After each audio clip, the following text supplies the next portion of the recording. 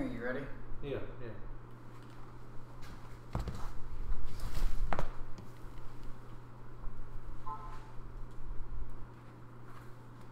Hello everybody! You know me. Okay, no you don't, but you know who I am. I'm Issa J, and alongside me is... Your Small Wrestling Alliance World Heavyweight Champion of Picking Things, Liam Landry. Yes, and we are late, because apparently WWE decided to change the times on us. We're live for NXT TakeOver New York, and we'll be watching it. We're about to watch the first match. It's the War Raiders versus the team of Aleister Black and Ricochet for the NXT Tag Team Champions. What are your thoughts leading up to this match? I think I talked about it in the podcast with the Smokey family that I'm not necessarily so hyped in the idea of like these makeshift teams always doing so well in the Dusty Rhodes Tag Team Classic, and because of the Dusty Rhodes Tag Team Classic, you don't also get a lot of true heat for it. It's more of a tournament thing, so it's kind of one of the ones I'm least hyped for, but it should still be an entertaining match, I would assume. So, and with all four men involved, you know they're going to put on a good show. Let's bring it all the way down to the comments, and yeah. Swift move from Aleister Black there. Snapmare takeover. Yeah, it's going way too. That is going way too fast to. That was good. That was a good exchange between the two. Yeah. But yeah, and then so this is obviously the first match. The second one hasn't happened yet, or is it? It's going. From what I understand, the second one hasn't at least finished yet. Okay. Because I'll get the update of it finishing. Yeah, and German suplex clutch there.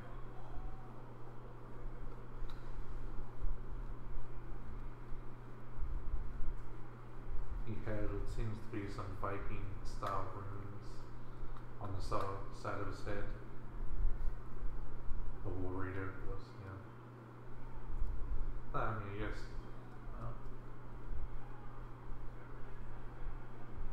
Aleister Black, he's from, was Holland, Netherlands, so I mean, he still technically has some connection to the Vikings, and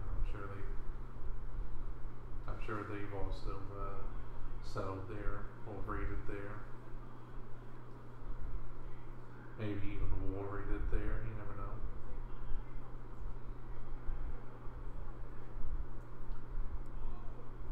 Now I think this one is Hanson. Do you? I am not entirely sure of which raider is who. How did he stop on a dime like that?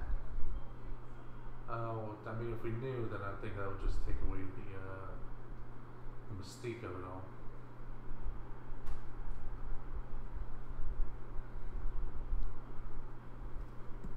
Seems like just a fun, quick match to try to start, get the crowd hyped. Yeah. Good opener concept. It's really funny because you have Aleister all completely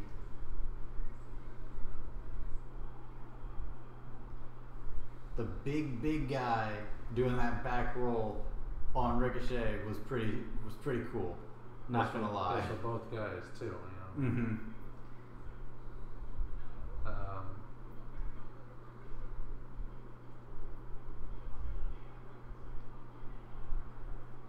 So far, this starts off a lot more even than the finals for the Dusty Rhodes Tag Team Classic.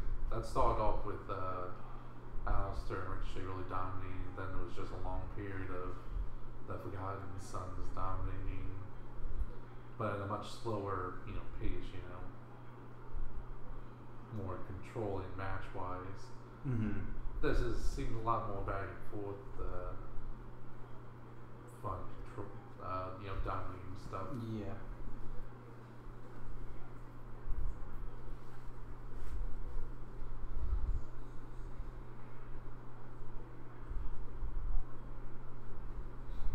Yeah, so this is going to be the first of 2 takeovers in Brooklyn this year.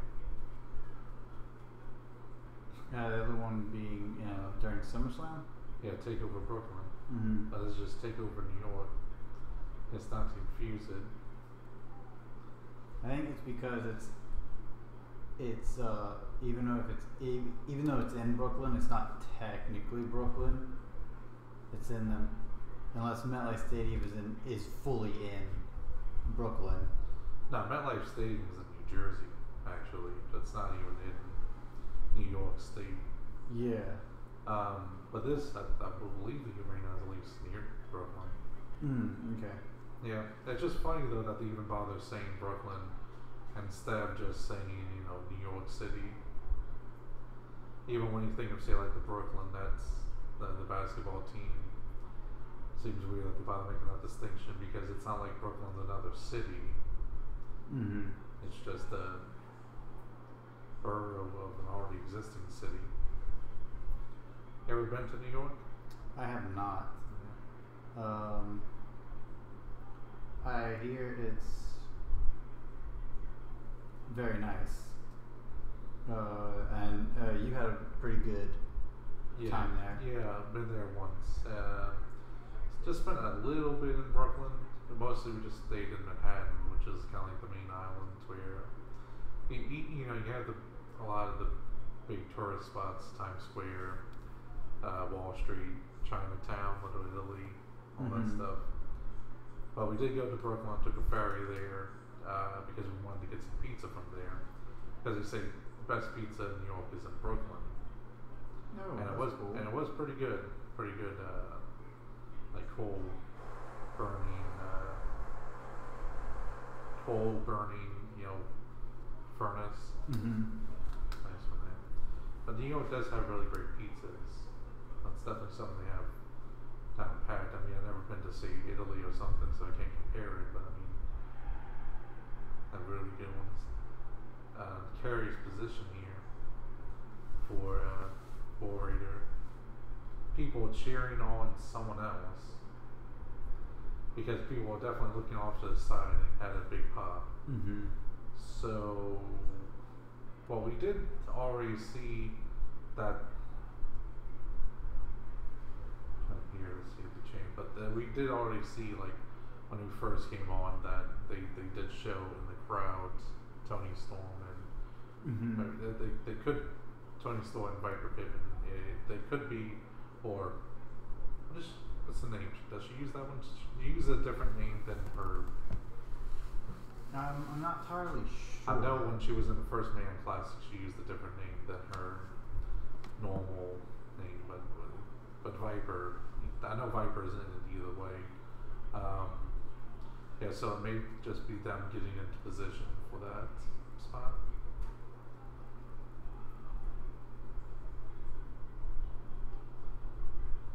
Let's see. We can say big congratulations to Zack Ryder and Chelsea Green. Did you see that? I didn't.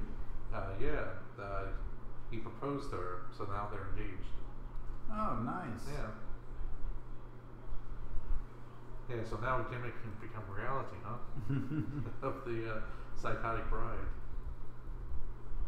And also, because she's injured right now. At least she has something good to look forward to. Mm-hmm. Yeah. So good for them.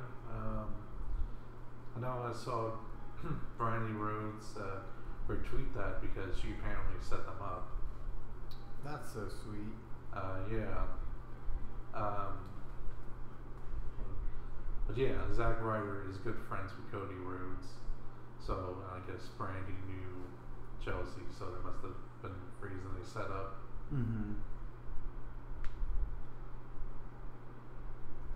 Never know, maybe she gets a bridesmaid spot or something. Mm-hmm. I like I said, you never know. Oh man. Thinking of which, I saw an article. You know that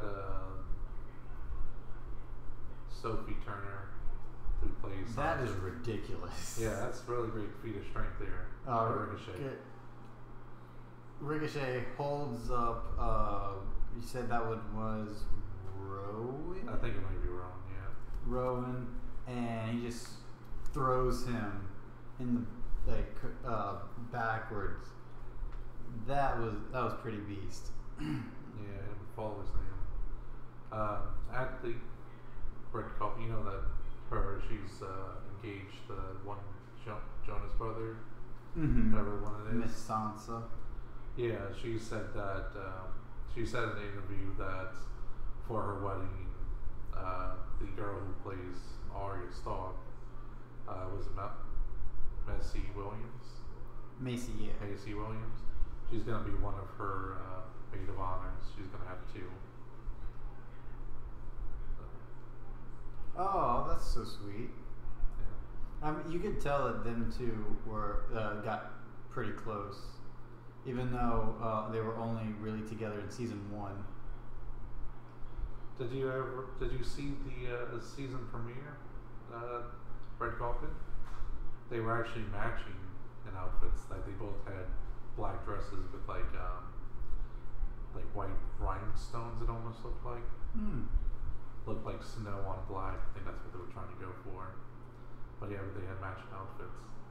Very German suplex they by Alice Very Black. good.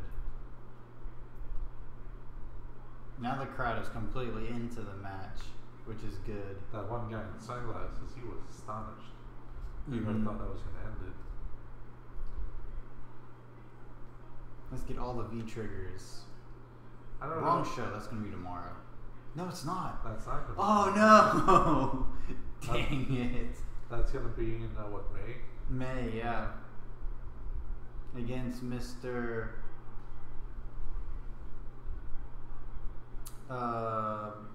Chris Jericho. Yeah. And some Omega Jericho too. Alpha Boogaloo, I believe that's what they were calling it. Oh gosh, seriously? No. Okay. That would have been ridiculously funny. Have you seen that joke before though? About like anytime it's a sequel, you just add Electric Boogaloo to it. Wait. Yeah. Yeah. Like NXT TakeOver Brooklyn 2, Electric Boogaloo. Yeah. I'm trying to think if that's that same kid with the Mario hat. That's at NXT tape events. Could be. Okay, that's Hanson.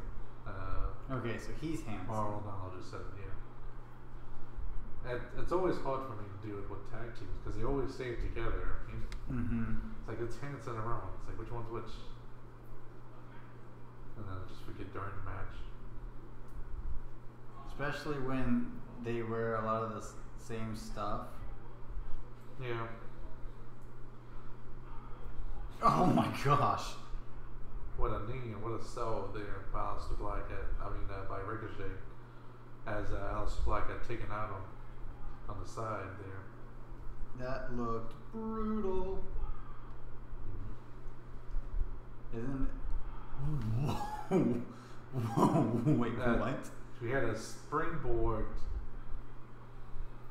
We had a springboard modified doomsday device. Oh my gosh. A double pin broken up by a coup de grace from Aleister Black.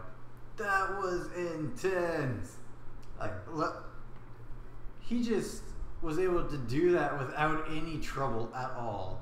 That was impressive. That definitely puts the professional in professional wrestling.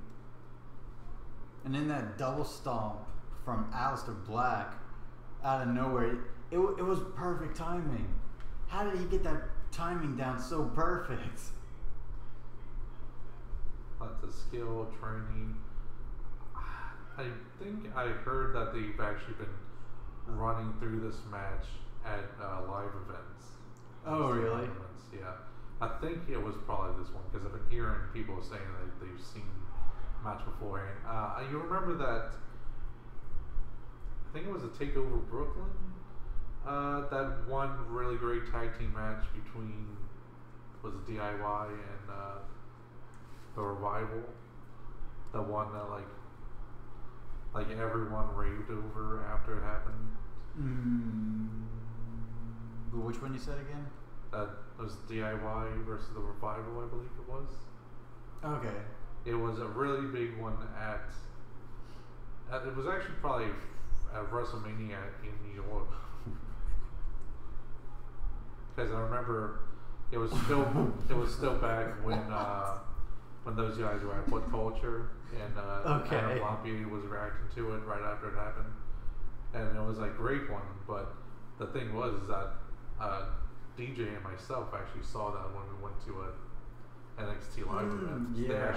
They actually ran through it for their one, so it makes sense. They do that. I mean, that's one of the things they always done with live events is run through big matches to test them out. It's kind of like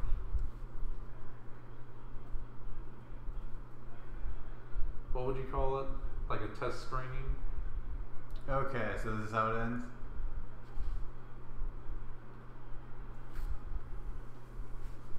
Maybe not. Something like that. Like in the showbiz, it would be called a rehearsal. Basically rehearsing the beats and the steps. But I'm also saying too, you can test it out and see if the crowd actually likes it or not. And then change it up a bit. That's what I mean with the test screening portion of it. So it's like a rehearsal and test screening all in one.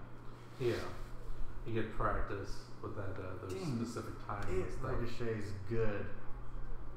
Yeah, really great selling here. As Rowan apparently went to go smell his butt or something. I don't know what that was. Strong super kick there. Yeah, one of the coolest things was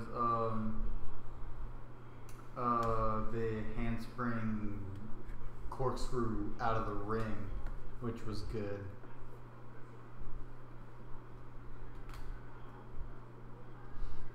Isn't the bald guy married to Sarah Logan? He just took him to the Black Mass district. It's that red light district what Amsterdam is known for. Did you see that height? Did you see that lens flare? I didn't know TakeOver New York was directed by J.J. Abrams. Neither did I. At least they got rid of Kevin Dunn. Yeah, you can tell because there's much less cuts to the crowd. And they've when actually they been do, good. it's way after a big move. Yeah. Here we go. Here we go. I don't think he's a legal man though. Ooh! That was a nasty. Ooh. Big miss there by Ricochet. Aleister Black with a miss of his own.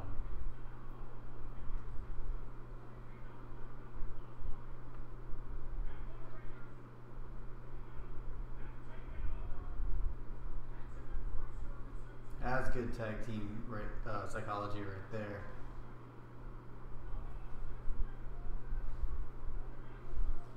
Oh man, this is a really good match. Yes, it sucks not having... Oh!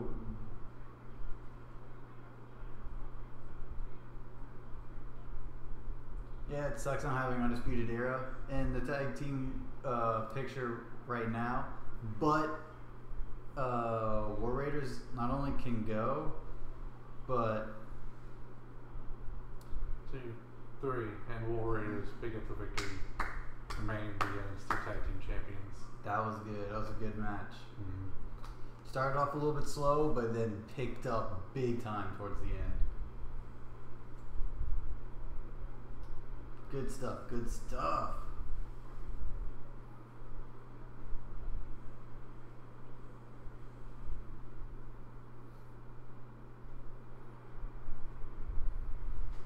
Oh, is this their send-off? Well, I mean, technically they already got moved up. True, but still, this is their official send-off. Yes. It's the bro. Matt Riddle. Matt Riddle. It's like, Matt was in my name, but just the last bit would not come at all. I thought Issa was in your name.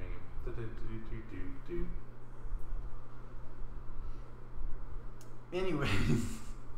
So Orange Vanilla Coke is apparently sponsoring this. You think that's something that potheads drink?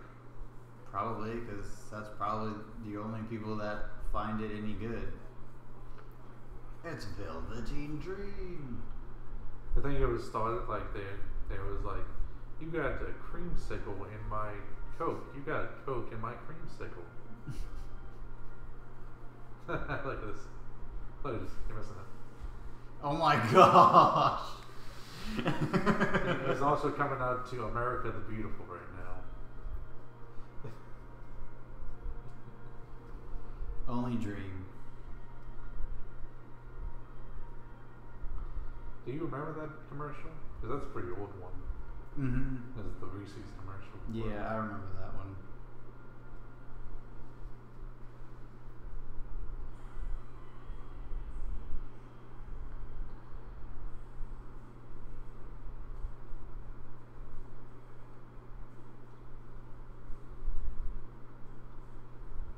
Okay. What is he doing? It's called Sexy Dances. This time he doesn't have women by his side. He has the men. Well, I mean, they're gonna have to lift them up in that whole stage. So there had to have been some strong women to do that. I like it.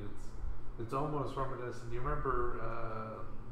I know they've done it. I think they've done it for multiple WrestleManias, but no WrestleMania 3. They had it where they had just like the little carts where they're like in the side of a little ring, being driven down to the actual ring. Remember that? Well, you've seen clips of that. I don't remember if I have. Seems almost reminiscent of that to an extent. Okay.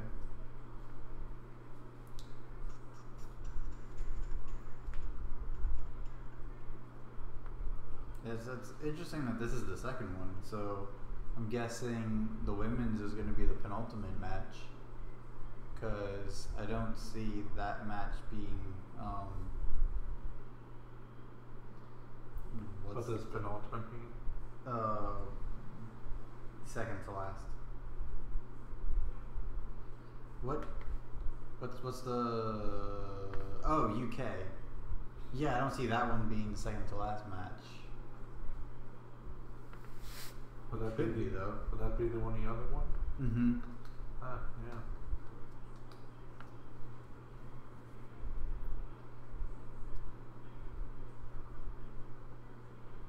Yeah, but I mean, very concise, these pay-per-views. You can tell why NXT needs such a big roster. Sarcastic. You know, since it's right around the corner, we can talk about a lot of Game of Thrones. I was thinking, what do you think? Hello, WWE Attitude Era. Hello. Hello. What do you think of the War Raiders house? And do I have sound? Let me check. No, I don't know. Yes. I thought you just saw like any comments. Like, Yes, I something did. about And he had a message, but then he retracted it, and it said, "What's up, my y'all? We're just watching NXT TakeOver. Yeah, thank you for joining us. Thank you for joining us." But what would you think War Raiders house would be? War Raiders? Oh, they would, because they're very battle oriented, right? I already have an idea. Yeah. I think. That was an interesting question. You want to hear mine? Yeah. I would go with House Greyjoy. That was one that came into my mind. Because Greyjoys were strongly based off of Vikings and things, so it makes sense. I mean, that's what they do is they raid. He has a cities. mushroom tattoo. Yep, mushroom rib tattoo. But I mean, that's basically what they go around doing is raiding towns and villages. So that's why I think it make a lot of sense. I was thinking Mormont or Greyjoy. Those were the two that came to my mind.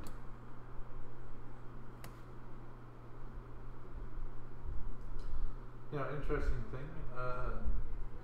It would have made the scene make more sense. Like I've been watching videos about like the symbolism of the houses and stuff, but they put in one scene and they did House Mormont, and they said what their motto is their motto is "Here we stand," and then they actually showed the clip in season 1 where what's his name? His brother. Yeah, hold on. No. Hello. Anyway, so far we had a really great start off to this match with them just kind of standing off from each other, getting the crowd's reaction. Let's do what Velveteen Dream does really well, and Matt Riddle does as well too. Oh, okay. Then some early strikes, and then look at that. Velveteen Dream is pretending to do a bro fist to try to try to act cool and stuff, but just to lure him into a trap.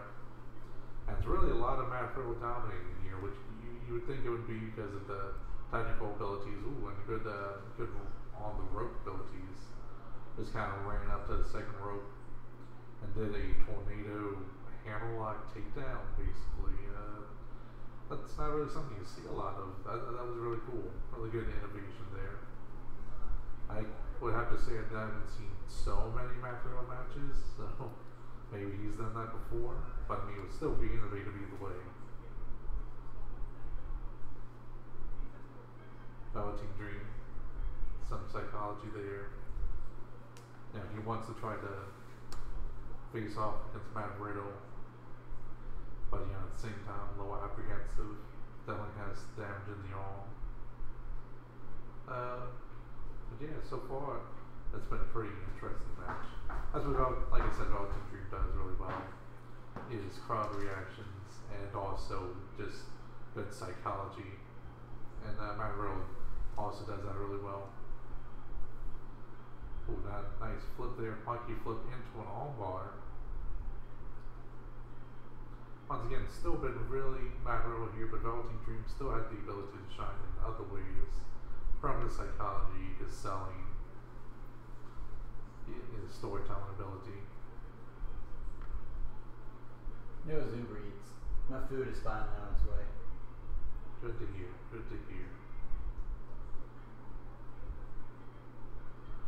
Oh, nice. Yes. Velveteen Dream stomps on the toes of Matt Riddle, which is actually something I've always thought about being like an obvious thing that you can do to get at Matt Riddle, but you never really see it that much. Oklahoma roll up, schoolboy roll up. Once again, still great psychology of Velveteen Dream not wanting to stay in this match long, just trying to get it over with. So he's in back. Ooh, an old school back break there. You don't see that a lot. Very old school type thing. A little taunting there, but we have this gut wrench suplex that's just being flipped into a deadlift gut wrench suplex after deadlift gut wrench suplexes. Very impressive show of strength. And sending back that taunt right at Velveteen Dream. Velveteen Dream tried to flip out. Nice drop kick, out of that small space there. Didn't really have the. That was really impressive. Great physical build. That's another thing Velveteen Dream has as well. And he's able to get some height on his jumps too, which is cool. Yeah. Oh, but the thing I was thinking of, they had that scene in season 1 where Daenerys' brother was like talking to Jor-El Mormont or Jorah Mormont, and he was saying like, you're supposed to be loyal to me, but it's like, but here you stand, and he's like, but here I stand. It was like when he was trying to stand in the way of Daenerys' brother to protect Daenerys, and it's like, man, if you actually knew the house motto, that would have made the scene a lot more better, because you would know that's plays into his backstory to his house. Oh, what's the Mormont motto? Here we stand. That does make it super deep. And I guess you would have to really watch the scene where Bran is doing his homework. I don't know if they mention it there. No, I think they only went through major houses. That's really only something you probably get from the book and from greater details. But you know, it sucks. But you know, it's still kind of cool to have those things that if you do more research on one, you get to see more complexity in there. Those are actually really great videos. The symbolism of the houses. They have a lot of major houses and some of the minor houses like Mormonts, but they go into a lot of details about the symbols, the colors they use, the mottos, a lot of stuff to really talk about it.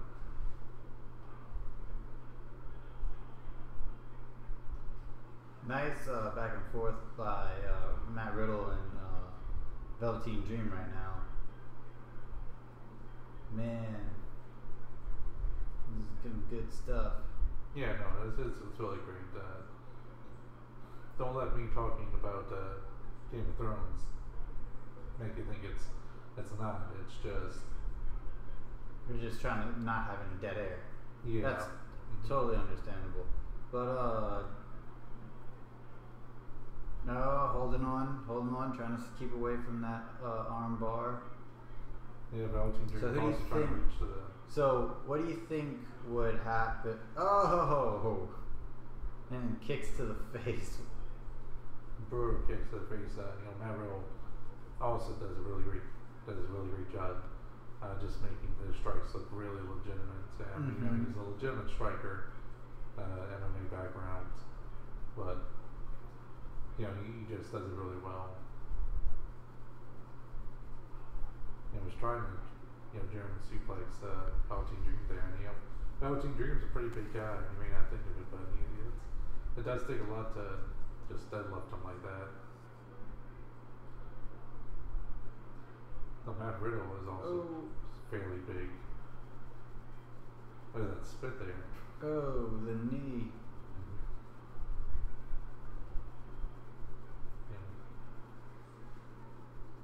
And a kick out. So, do you think Matt Riddle, if he loses, because if Velveteen Dream wins, that's really big for Velveteen, as it's a title defense. It's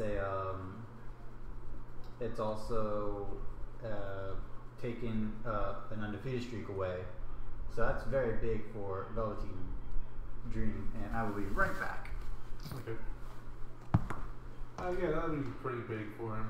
I think get this through. It's also a great thing because I don't think he has a really great record at takeover events.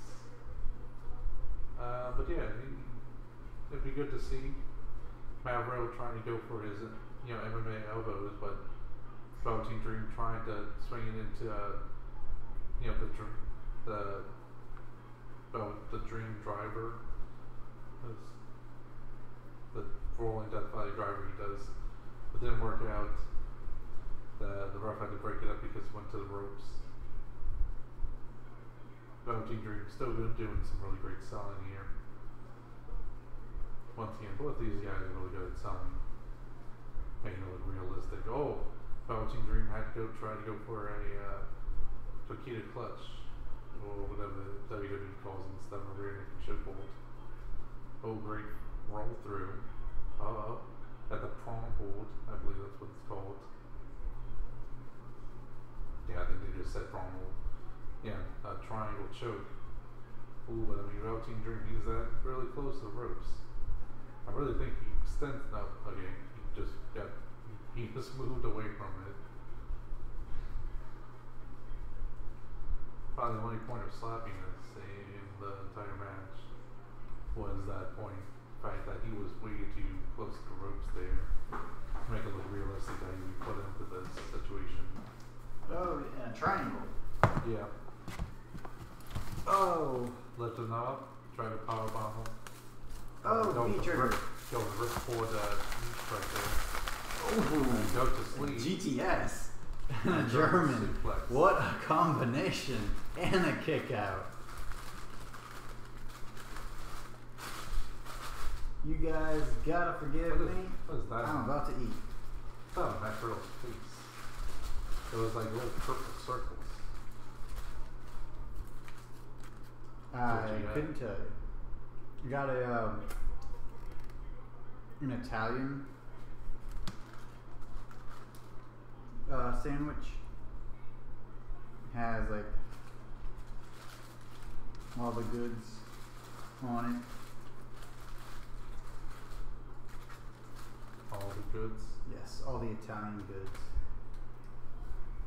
Lots of Pepperoni, meats. salami. So lots of cured meats. Mm-hmm.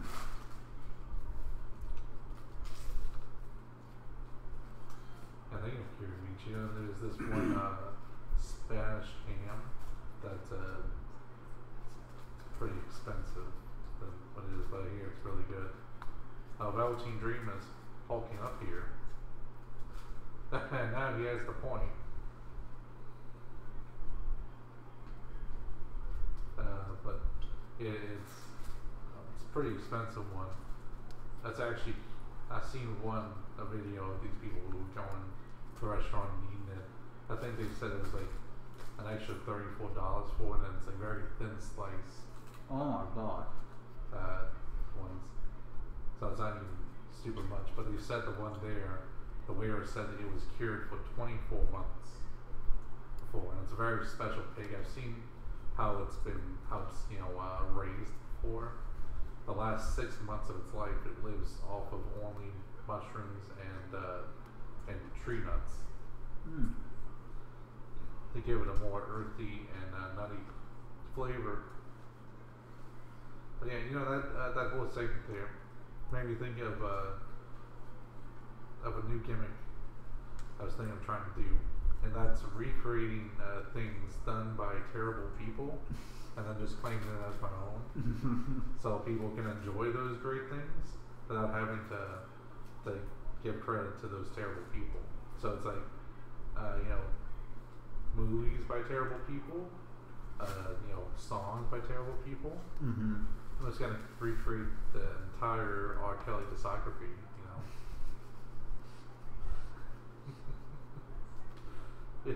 Nice. Yeah.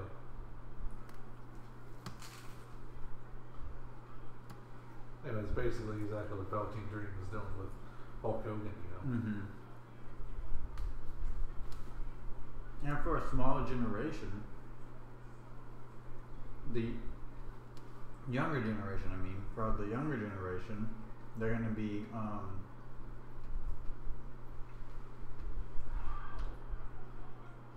Ooh, great roll through into ankle lock there. He pulled right into the center here. man, selling in the facial theatrics from Velveteen is just unmatched by anyone right now. Roll through. Looks like he's just going to get the other ankle into an ankle lock. Yeah, selling really great selling from Velveteen Dream. But was able to roll out of it and go.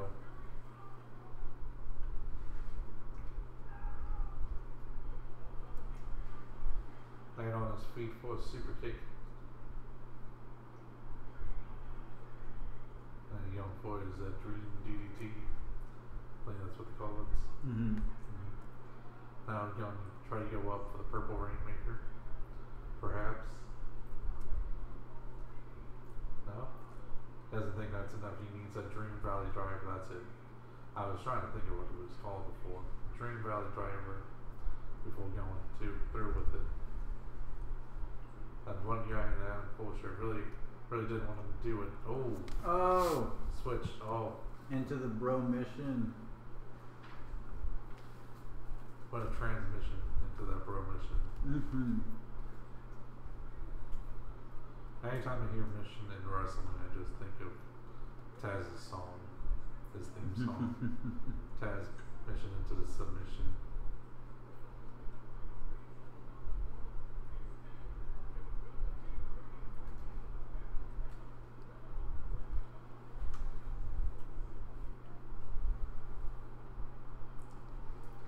Ooh, wow. Real great German suplex there. The stand onto the second rope to pull him over.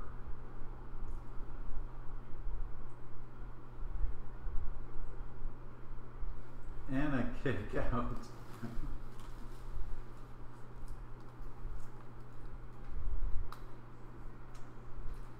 Do you think the loser is going to get called up in 2 weeks? Could be.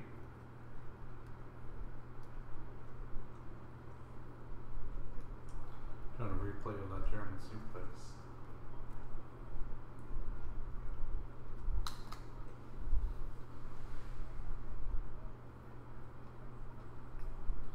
Seems a little weird that it's sponsored by Papa John's, just because it's in New York City.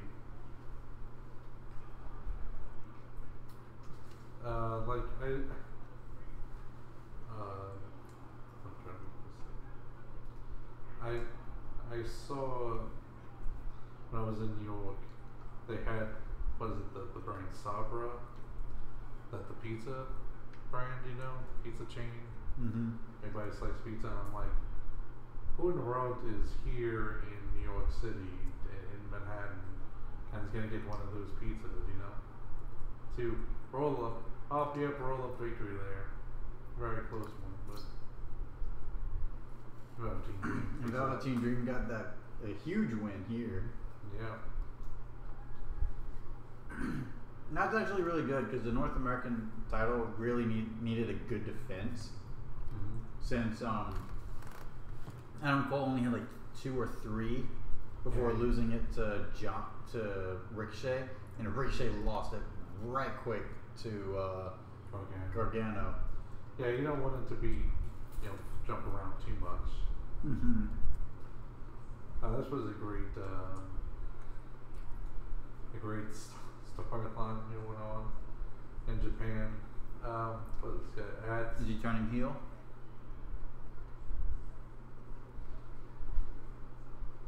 It's at Pitt's Pillar. He was talking about a storyline that's happening in Iceberg, I believe it is. But one of the wrestlers story. The company, I believe it's Iceberg, I believe so. But they were running a story where their ace was accused of having an affair with the famous Giant Panda. You remember Giant Panda, the guy in the Giant's inflatable suit wrestling? I think I showed you videos of that. But yeah, she was accused of having an affair with him. And it was showed today she had to fight Giant Panda's angered wife. Is that when she's on the top rope and then she just gets headbutted and falls down? It could have been, yeah. I saw that clip. It was so crazy. I was like, what the heck is that? Yeah, I think this was probably it. Yeah. Oh, he's giving him the... She was biting. But yeah, it was Ice Ribbon. Yeah. The bro fist. Velveteen Dream did the bro fist. Oh, and the Giant Panda's wife is named Tintin. And apparently after the hard-fought battle, Fujimoto, which is the ace vice serpent who was in the actual human who was in the match. Mm-hmm. And Tintin has squashed their beef, and Fujimoto is now godmother to Tintin's young son.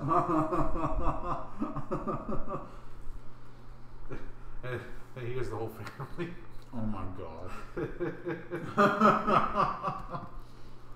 That was a good match. I mean, I've only seen pictures, but yeah, I would have to have seen. I was talking about the one we just watched. Yeah, I know. I was just doing it, but yeah, it was a very good matchup.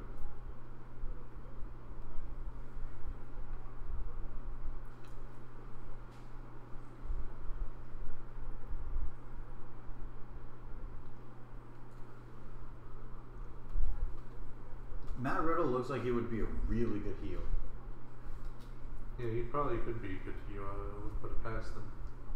Like, mix his over-exaggerated facial expressions with the Tommaso Ciampa style heel run. That would be really cool. In that pic, well, I thought I was on a billboard, but it's actually Shane. I don't know why she looks just like. That was a clip of Matt Riddle talking to Sports Illustrated Wrestling. But he said he got really excited as he thought he saw his picture in one of the advertisements, but it was actually Shayna Baszler. It was like, I don't know why. I think she just looks a lot like me. That's funny. Yeah. No, that's good. You know what? I don't think we ever talked about Dave Finlay having shoulder that's surgery. sad. Yeah, he just got the stitches out though. Well, that's 9 hours ago. But That's got good. the stitches out.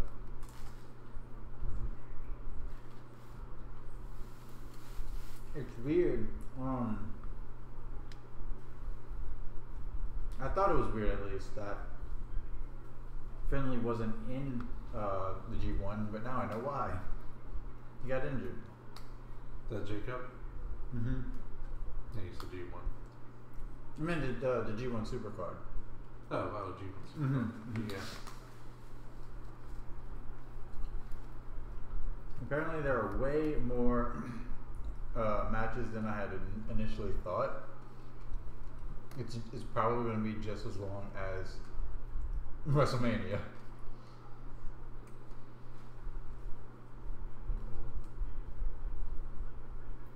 Which, wait, a new signee?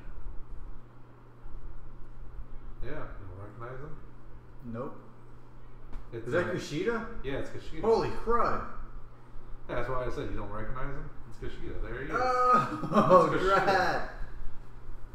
So it's official. Kushida Yes. is a WWE guy. Long rumored, and you know, it was nice knowing his career for as little as we did. I didn't get to see so much of it. I mean, I said before, Kushida is one of my favorites from New Japan. I feel like He's a really great, all-around wrestler.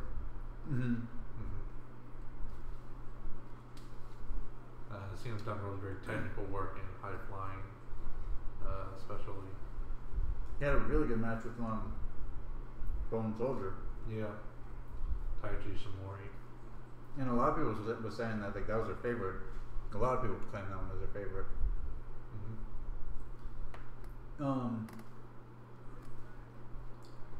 Yeah, so this one. Now I think it would be really cool to see Matt Riddle go straight to main right now, because there are a lot of people in NXT that could do a lot more. Where Matt Riddle can do like a lot of cool stuff with like Brock Lesnar and a few others. He looks way younger than I thought he would. You never ever heard anyone say that it looks like a giant baby? Because it kind of does. I know. He's a real, like, literal baby face. Not like the figurative WWE or wrestling terminology, but. Yeah. That's funny.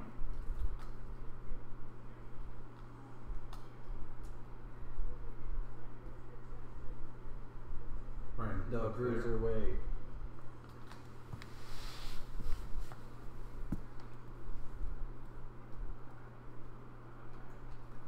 Now, see, Pete Dunne could be a house Mormont, especially because of the bear. Mm-hmm. And he already has the sigil. Mm-hmm. So.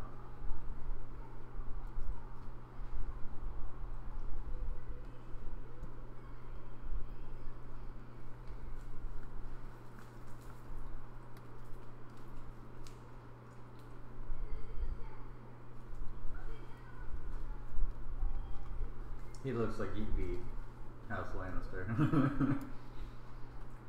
You just have to dye his hair blonde.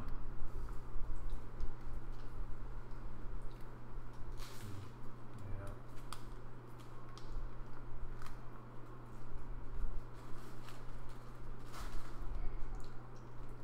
Oh, also interesting thing that's on both anime shows is that apparently there's all people have like naturally weird hair colors.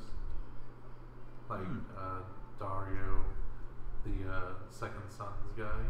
Mm-hmm. Like in the book, he has like blue hair, Hmm. and like apparently a lot of the people in places like Marine and other areas in the Slavers Bay can have like weird hair colors and just look different. Oh, and you also remember that one woman with all like the metal plating on her face that came to Daenerys in that one city, like the city with the House of the Undying and stuff, where her dragons got kidnapped. I remember there was like she was at the party and this one woman with like a kind of like weird chainmail looking thing all over her head. And face. Yeah. She apparently comes back a lot more in the book, and she's a more prevalent character that helps Daenerys along and guides her. That's interesting. Yeah. Also, the other interesting thing, we talked about this last week, on our own time. We talked about the age difference because of how long it takes to shoot the films and stuff. And it's like, in the book, at this time, like I think Bran is still 10 years old. 10 or 11. Oh my gosh. That's crazy. Yeah, because it was a video that talked about him having a crush on that girl. That's never actually really brought up or discussed in the show. But yeah, but they had it. But it's like saying that it's kind of awkward because at this time she's supposed to be 18, he was only 10. So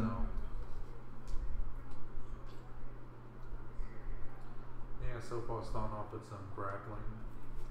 A lot of joint manipulation. Let's hope this keeps the audience invested. I mean, we had a lot of really, as it was going, fast-paced matches. That's always the difficult part, is keeping people still in there. Yeah.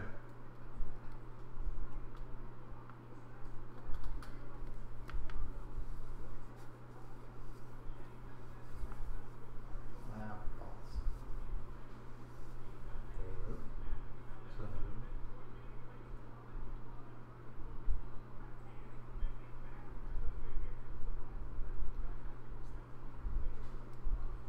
we just wait here for the chops.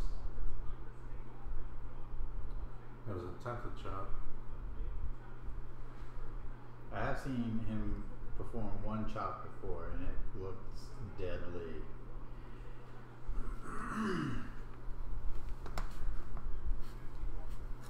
I would not want to be on the receiving end of that.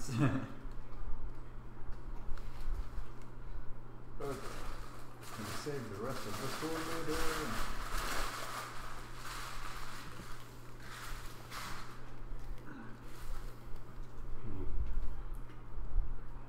Oh! They're really trying to save that up, trying to make it more special when it comes to that chop. I mean, also an interesting thing.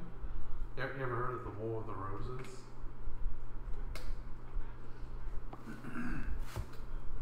I think the show mentioned it before, like in passing, but I didn't do any. Well, it's a real life thing. It happened in England. Oh. But inspired a lot of what happened in the show. It's actually a real drama-filled thing. Shakespeare actually had a play for it. I think he's the one who coined the term War of the Roses. But you can tell how much it kind of takes from your life. It takes from that. I especially saw like thank you. I saw like a run through the history of what happened in War of the Roses, and they kind of just like inserted little parts where they talked about the character, and it's like, and they're like, this is this character basically, and it's like yeah, it really is that way. That's funny.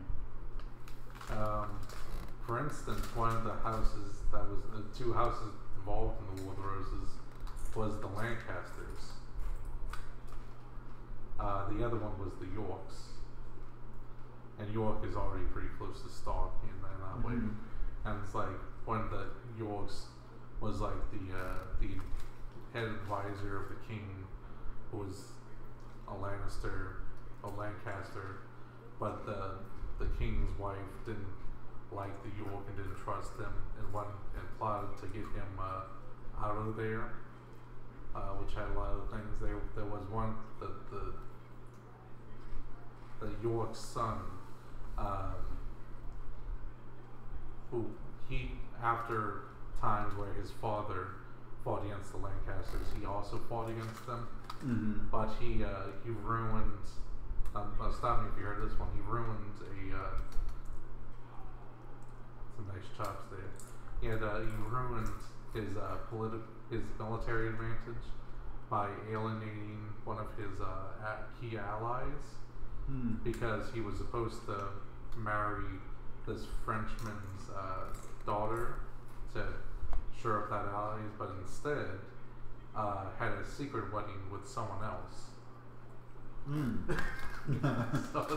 So it's like, yeah, that's rough stuff right there. That's funny.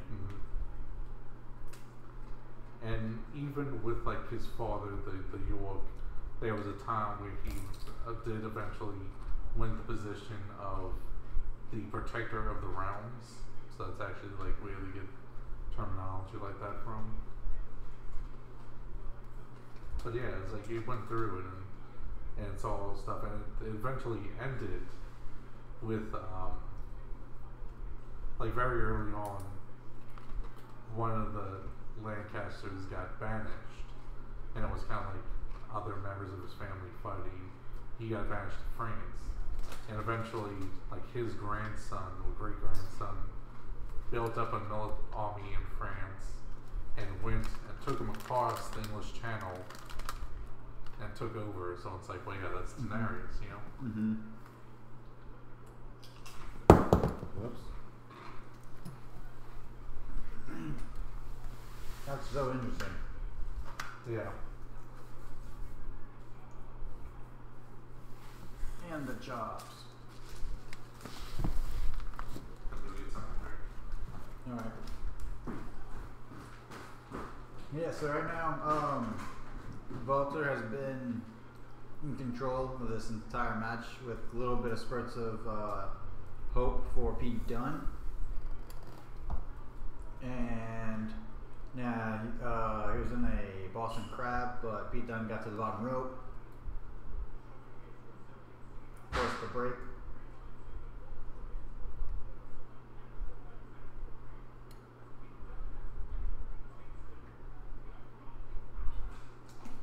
Oh, drop.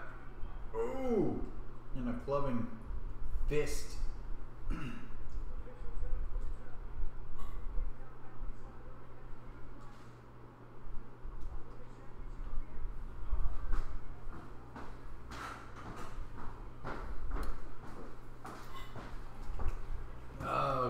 Pete's got him in the, got his finger, but to no avail.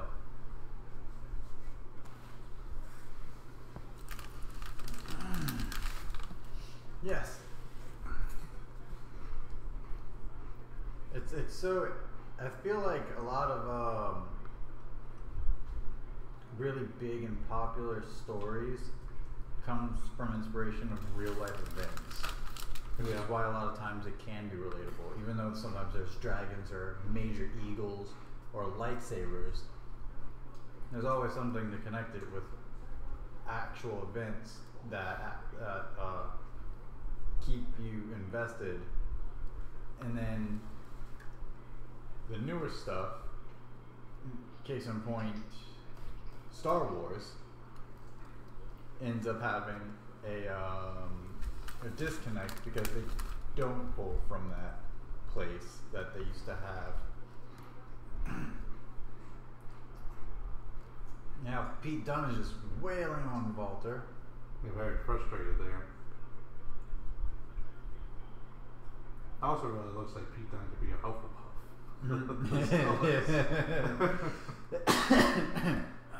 That is very true. Yeah, who is a Hufflepuff is Cody Rhodes? Uh-huh. Oh, crud. Would you look at that? He's very proud of it.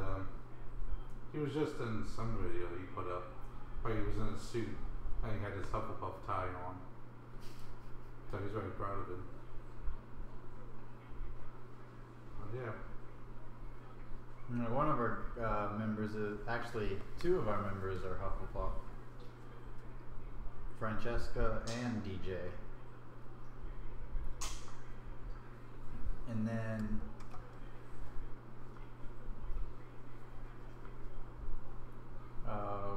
if anyone doesn't know, this man right here, he is in fact Gryffindor. Mm-hmm. Yes. I am Ravenclaw. Yeah. Now a lot of people were like, "How do you even know you're Ravenclaw?" Because I hadn't taken the quiz at all ever, and it's been years since it's all come out. And they were like, "How do you know you're Ravenclaw?" I was like, "Because I could just tell me." Hufflepuff is obviously a no for me. There's just something about it that's just no. Definitely not a good friend. Terrible at finding things. Mm-hmm. And then Slytherin's evil, and that's not me. Yeah, he's not evil. And I but just you have have two. your friend who is a Slytherin. He is evil, so it's appropriate. Yeah. Like we already know he's completely evil. But we love him anyway. And then he came out of the womb giggling and rubbing his hands like this.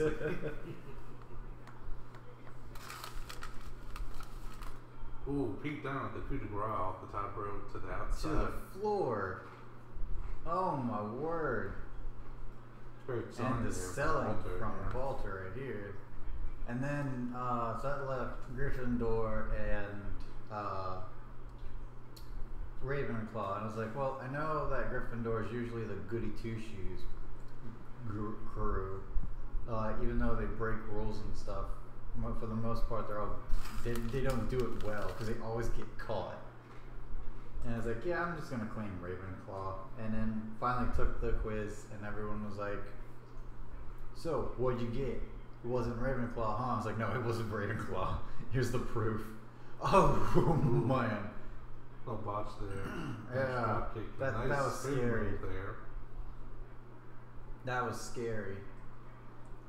Hey, Pete Dunne looked like he was a b-boy in past life or something, huh? Mm-hmm. But if people watching don't know, that's what they called breakdancers in the 80s. That's a hip slang that you come to this channel for. That's two and a kick out. If y'all can hear that, don't worry about that. That's just the ice machine in the fridge. The water's not hooked up to it, so.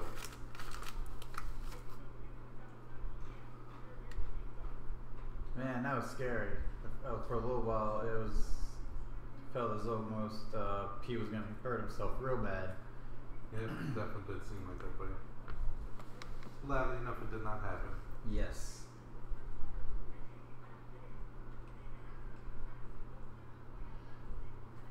So why does that referee like to get tans so much? Dude, when you're that close to the Jersey Shore, it just happens naturally. But he's always like that. When you're that close to the Jersey Shore, Brock, it's hard. That's what happens. I mean, some people like the way it looks, and that's just what it goes. I guess. And a slap to the face, and a Walter chop, and a kick to the face.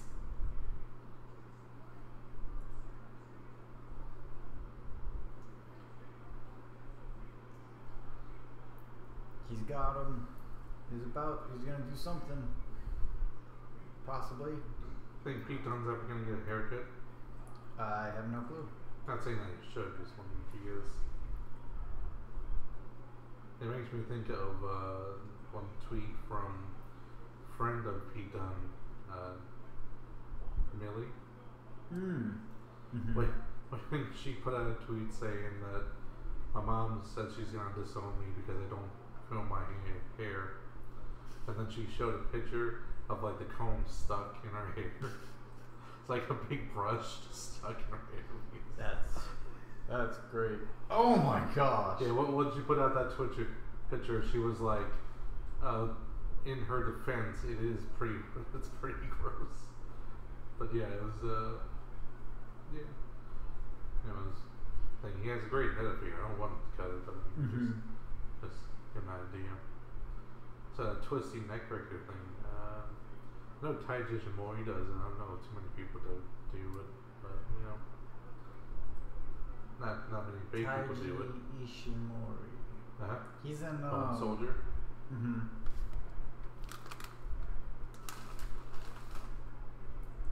So who? I know a lot of people are thinking Vulture's getting the win here. What are your thoughts? I think it would make sense for Walter, Mm-hmm. but I don't know. I mean, I should also say I think I saw spoilers on it, so.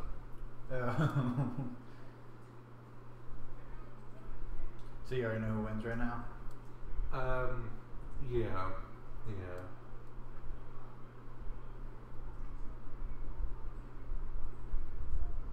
I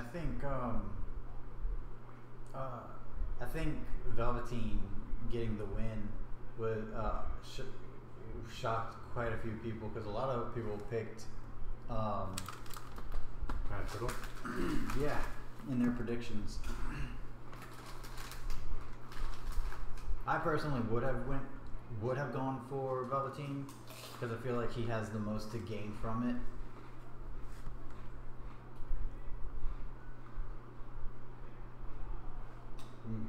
Man.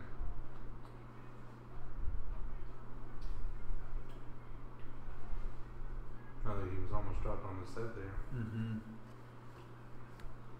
Pete Dunne, the new Sasha Banks. And boom. Luckily he was able to get his arm protecting him at the very end of that move. And Sasha Banks would have been like on the top rope, like, okay, throw me off. Make sure to land on the top of my head. Oh, wait, you don't want to do that, right? It's like, just do it. It'll look awesome. It'll look awesome. They didn't do it, and she's like, come over here. Go for the pin because I'm kind of paralyzed from the neck down. But it was awesome. Breaking those fingers.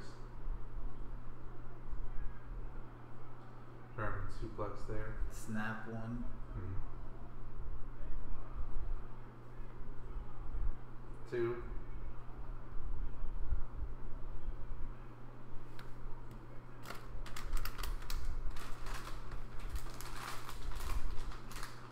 It's so weird. When he first comes out, he has that baby face look. But as the match goes on, he gets redder, and and because of all the redness and sweat, he looks older. It's like he grows while he's in the ring. He ages while he's in the ring, which is kind of funny.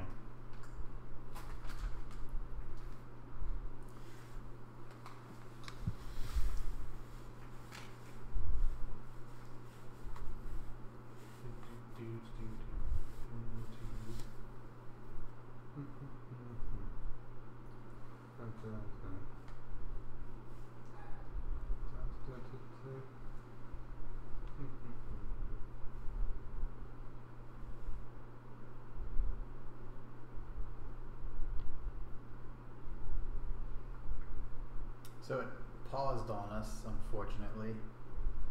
Yeah.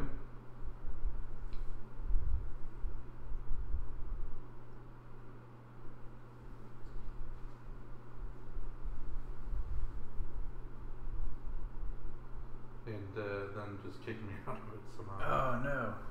Yeah. So we're gonna have to try to get back to that spot. Mm-hmm.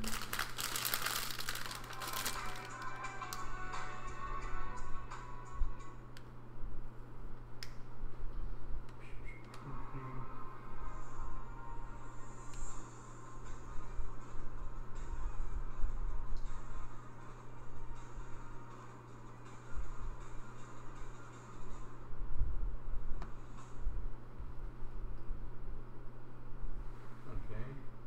Is it about to get to the? Okay.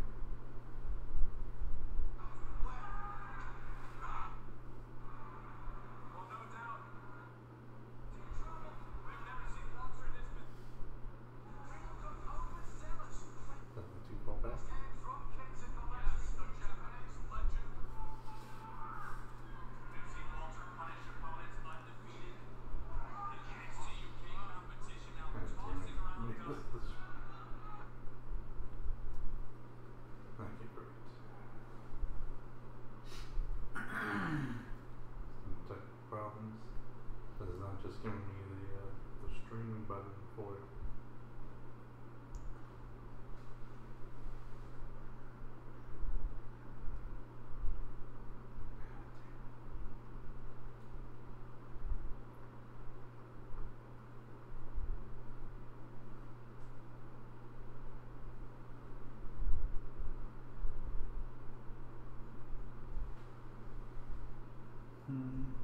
Yeah, so we're having a little bit of technical difficulties, unfortunately. Yep.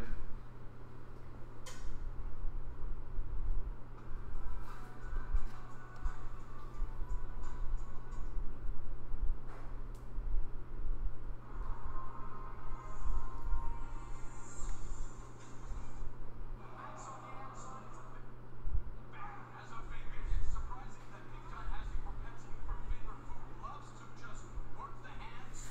And now Walter trying to stave off that. Oh, Walter was looking for the big shots and strikes.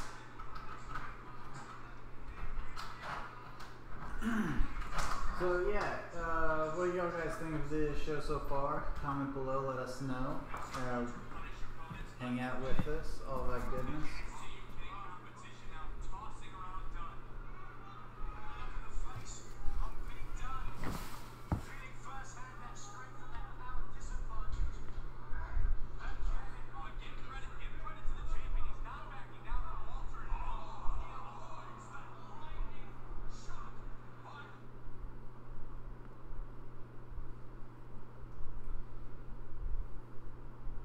Ooh, that's a pretty scenery right there. Yep. Yep.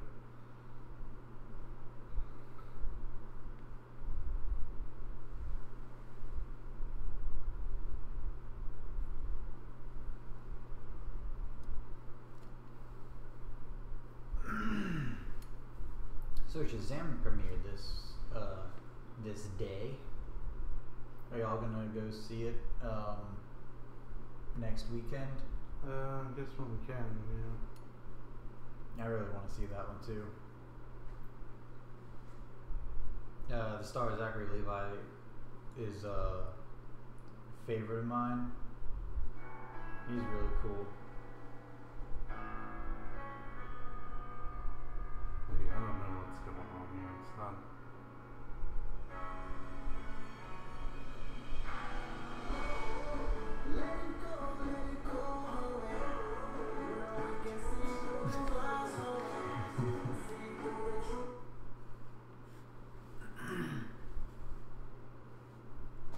Yeah, I'll be right back, everybody.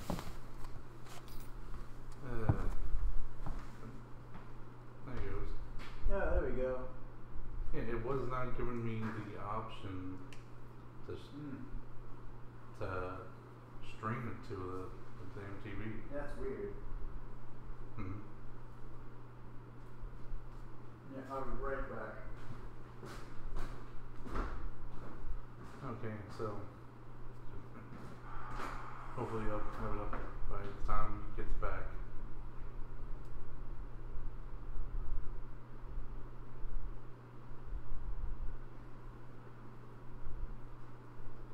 Yeah.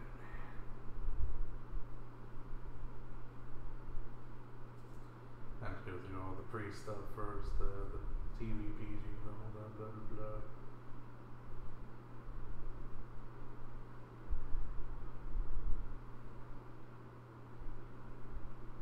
Fairly long.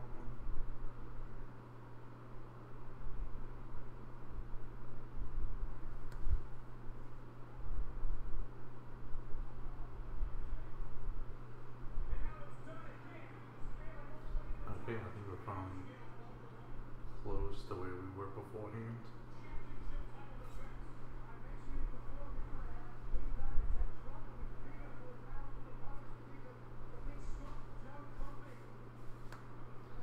Okay, yeah, I think we're back at it. Okay. At least very close to where we were at with it. Good enough, at least.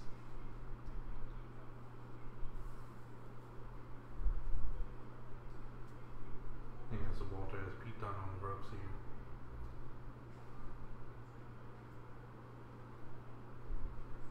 Yeah, that's that real striking moment there. Yeah, so we're not that far behind where we were. We're far behind in general, but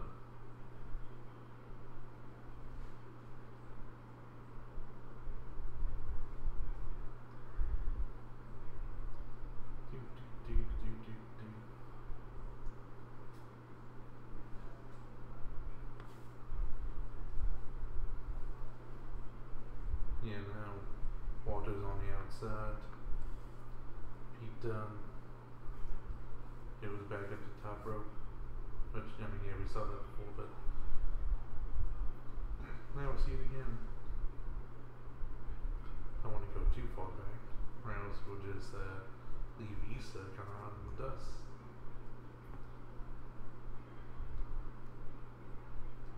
You're like, whoa, how did that person win? You know, because I think we're getting pretty close to the end there. Realistic wise, how long? 3 hours and 12 minutes out of 3 hours and 47 minutes show. That's what he says. Yeah, he was the top rope segment. But so far, a pretty different match, but good match. Good match. Yeah, so we still have the women's match and then the championship match after this. So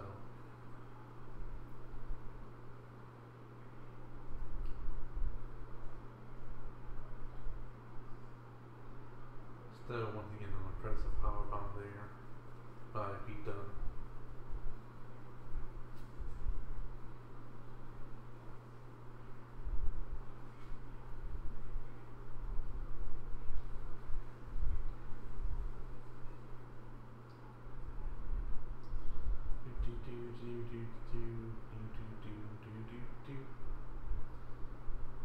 So, I mean, this so far has gone very smoothly. It doesn't feel like 3 hours and whatever amount of minutes it's at right now. 13 minutes. 3 hours and 13 minutes.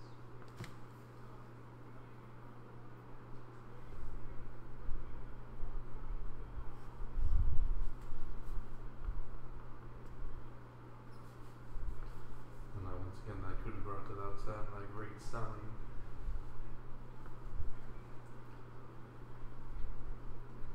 Maybe could have gotten a little closer. Whatever, I know, whatever. Those are some of the high points of the match, anyways. Yep. Man, I think we're gonna have to do a full weekend of this. Oof, don't want that, no. It's gonna be difficult. But whatever. We'll do our best. Oh yeah, that's a botch again. And that cool drop kick. Yeah.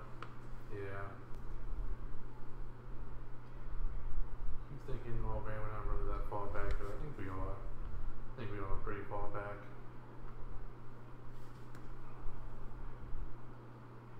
Let me try to skip a little bit ahead. Like 4 minutes, that should be about it. Yeah, that's a good spot. We'll go there. 1, 2. Ooh. Take out there. From Pete Dunne. Really selling the wear and tear of this match with his facial expressions. So is Walter as well. Good job from both men with the storytelling and selling here. Both guys look really worn out, really beat up. Let's see who can pull it out.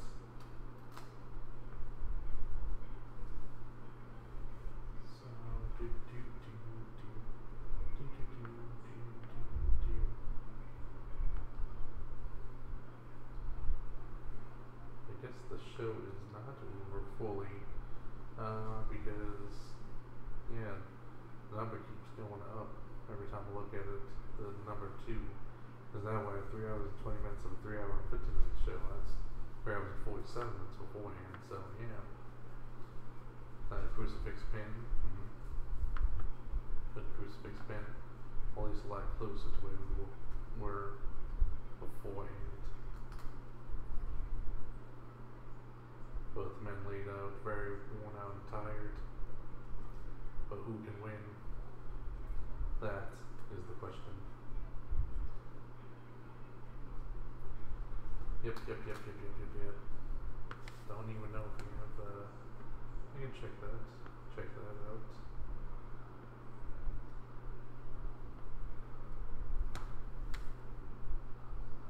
See if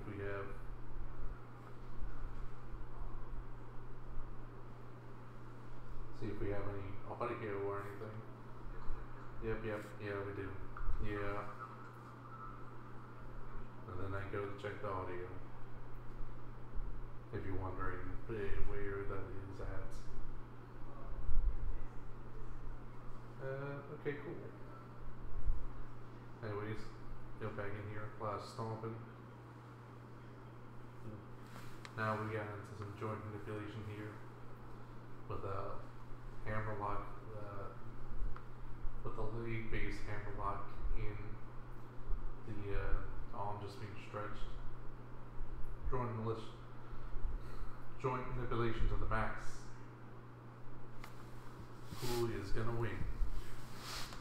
Right now, it looks like Pete Dunne. But Walter made to the ropes.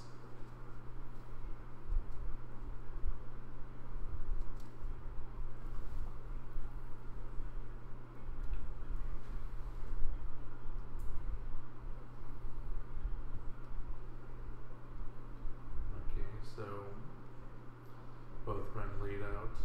Once again, worn out from this rolling matchup here. Once again, nice change of pace from the other matches. Shows different styles working well, which is what you need to have for a good show to really work.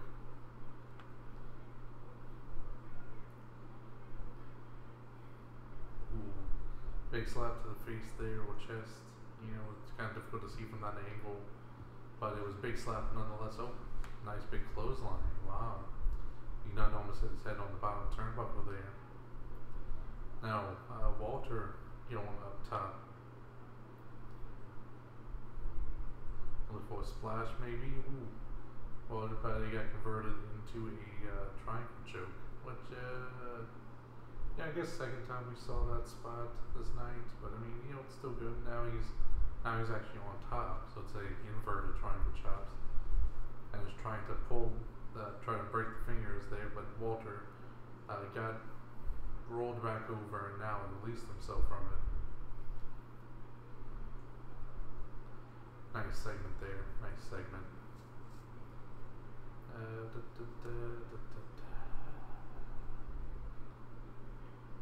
I'm just gonna assume that it's the same Mario Hat kid, because I don't know how many kids have that Odyssey Mario hat. Mario's Odyssey hat. Mario's Odyssey hat. The hat that Mario wear from Odyssey. I don't know what I'm trying to say there. let's just focus on it in this match. Pete Dunne has Walter's fingers. Walter tried to stomp his face and try to get him to release, but that did not work. Now he tries to go for a pump handle slam, but ooh. Instead, we have a massive clothesline there. Or Larry, I should say, really. Realistically, ooh, forearm smash there by Pete Dunne. Another big one to take Walter down. Now he's going for, I call it pump handle slam, but it's what bitter end, I believe he calls it. That's the actual name for it. And he hits it this time. 1, 2, nope. Walter, of course, was able to power out of it. Kind of saw it coming because you saw Walter's looking at the ref's arm to make sure the count. That one guy really not happy in the crowd. He had to flip off the camera because of it. I guess he's a little too emotionally involved in this match. Probably needs to tone it down a bit. Just saying. Just saying.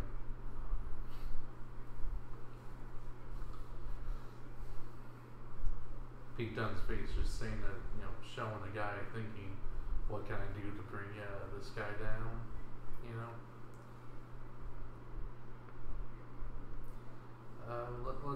Let's see what he does. Let's see what he does.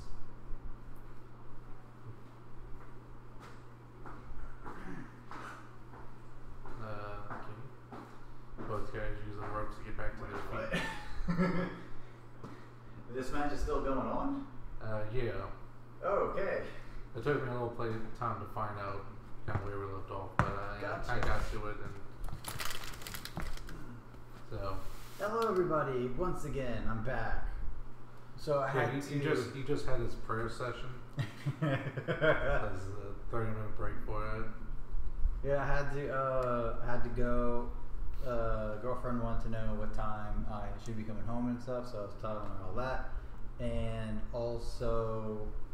Family was just like, oh, you should spend the night because it's foggy, and I was like, that's not entirely possible, so I'll just be very careful and drive home. Yeah.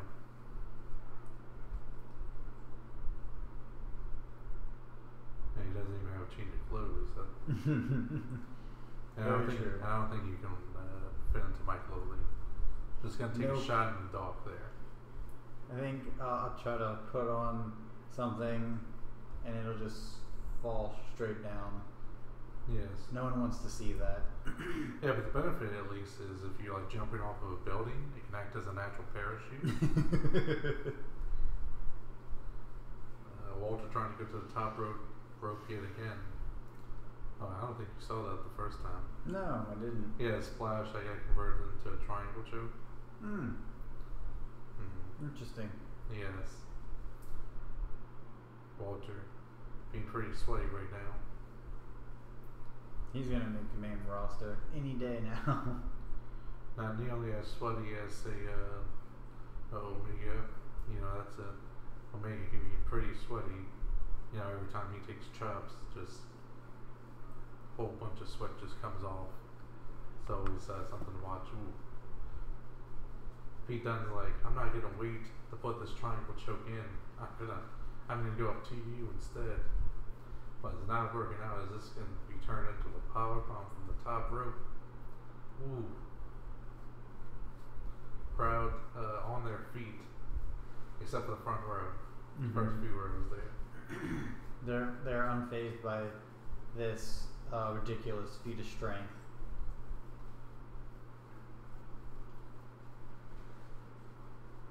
And here he goes. Now lands the splash this time. 1, That's it. 2, 3. Ooh. It did actually end it that way. Yeah. And Walter is the new champion.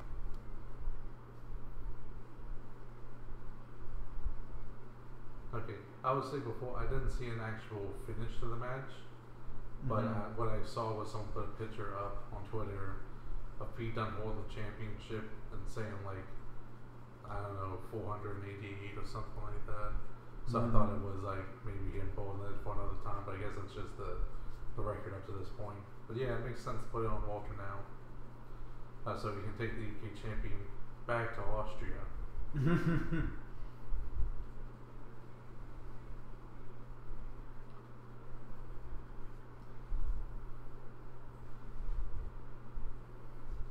It's So who do you still think's kind gonna of be able to beat him? It kind of makes you think, you know, why didn't they just call it NXT Europe? You know, Mm-hmm.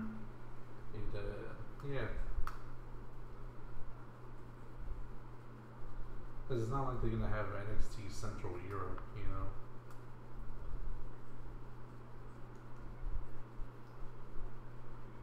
But it's good to see the third champion in NXT UK history. Mm-hmm. Yeah, That's so interesting. Tyler Bate, Pete Dunne, and now Walter. Yeah. Talk about a prestigious title. Very different from the North American Championship there. Mm-hmm. Pretty sure the UK title was debuted beforehand too. Yeah, well beforehand.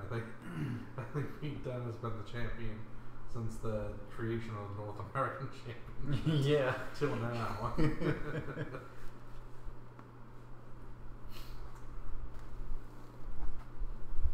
A lot of people are Because the thinking North American Championship that just came in last TakeOver New Orleans.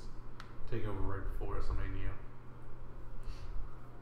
and a lot of people are thinking that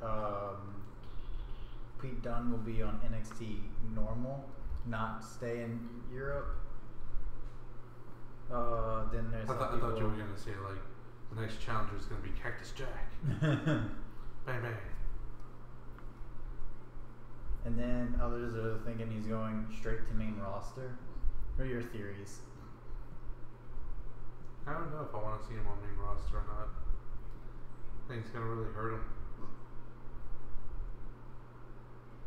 We got to see him squash Enzo Amore. That was nice on main roster. Yeah. Wait, he went back into the ring? I guess so. Yeah, he did go back in the ring because he was outside. But it's like you didn't celebrate enough. Get back in there. Keen direction from Triple H.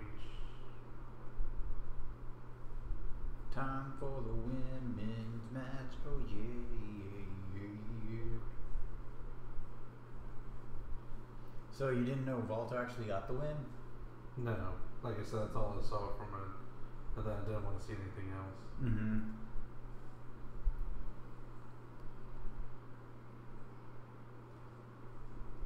Bianca Belair looks like Kari Sane's in the ring already.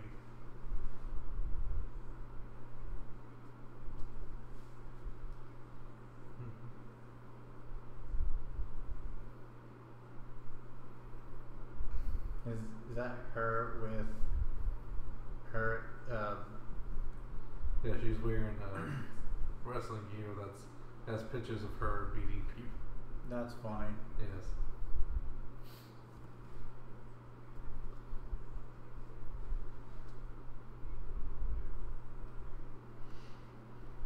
Yo, Yeah, should sure. I? I was so happy that the Cultaholic crew started pronouncing her name correctly now, which is very nice.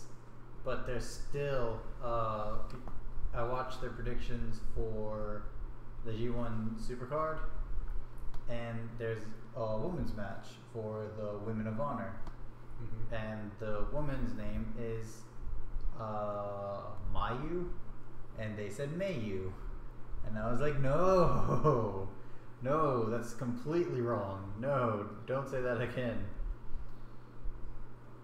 May you win the champion?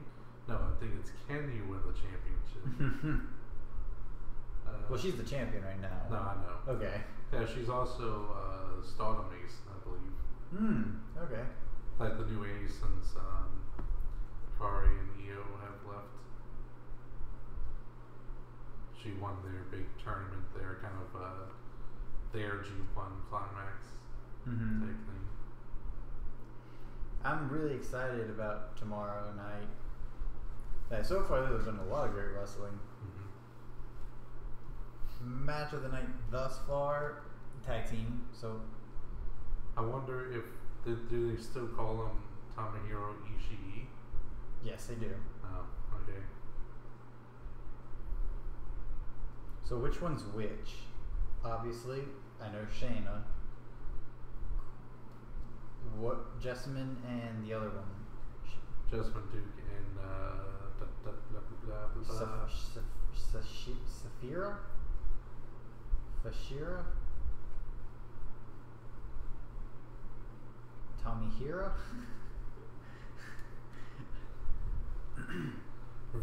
Pulls back a mask. It's actually been Tomohiro Ishii the whole time. What? It's been a long game.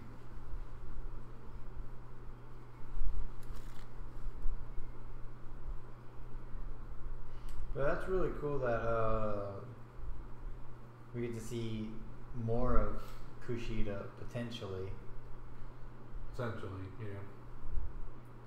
Until he goes to the main roster, then you see less of him. I feel like Kushida, since he's going in NXT, he'll end up being a 205 Live guy. Yeah, he'd be a good ace for that division. I mean, that's what he does for New Japan. Mm-hmm. That makes you wonder why he left New Japan then. If he's just going to be in another junior division, basically. Yeah. Not that there's anything wrong with being in the junior division. I mean, you had Not at all. Jushin Thunder Liger, make his entire career off of that. Being one of the best junior division wrestlers of all time. It's still so bizarre he's leaving after Wrestle Kingdom. Yeah. Oh, they actually had Fire Pro Wrestling World. They had a DLC pack for the junior heavyweight division because they didn't have one initially. They just had heavyweight storyline. But now they added a junior heavyweight storyline for the game that just was like 2 weeks ago or something. Mm-hmm. And of course features heavily Jushin Thunder Liger in there as the main coach figure.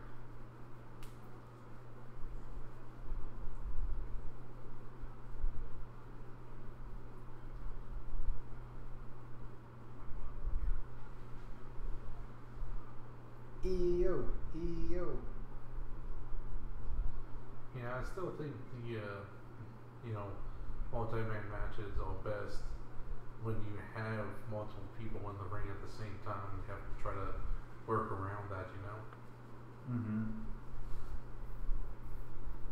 So it always bothered me that they always instantly go with throwing people out the ring that early on, I really like the Omega, Cody, Kota Ibushi matchup that they had. That triple threat. Oh. Crumpling up that kiss. Oh. And hitting it. Oh my goodness. That is adorable.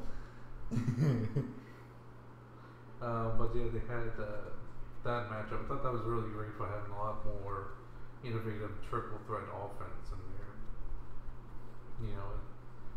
As I remember, they stayed in there as 3 people more often than not. At least from as I remembered it. They of course had their moments when they were just one-on-one, but still, it was more smaller. Why aren't they your women's tag team champions? Well, because Sasha Banks and Bayley have to. I mean, they have such a storyline behind it, going back years of their deep friendship. and they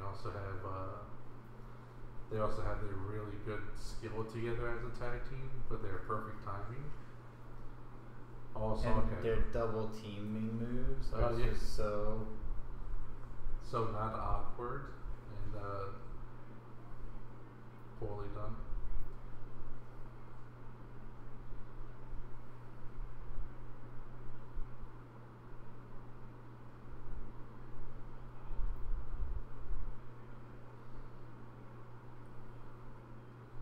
So it looks like it's gonna be, they tend to go out on partners, it could be more of a Shayna, Bianca, Kari, Io, which is actually kind of odd when you think of it.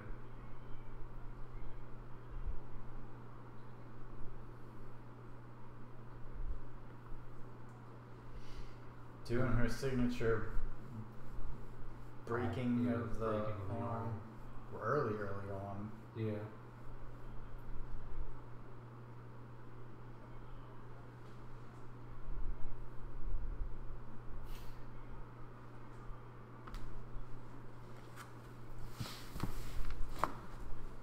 Alright, so who do you think's winning this one? I don't know, actually. It's kind of odd one to pick. Mm-hmm. I will wait until you get back before asking you more questions. But yeah, so a lot of interesting wrestling going on right now. Bianca Belair has the upper hand at the moment. Kairi Sane's at the top, and that was very awkward. Pinning attempt, and Kairi got the. I screwed that up. Bianca kicked out, and there's a chop from, and another chop from Kairi, and roll up. Moonsault instead. Yeah, moonsault to get out of the. Oh, nice kick to the back. Flip, but you know, same concept. Mm-hmm. Ooh.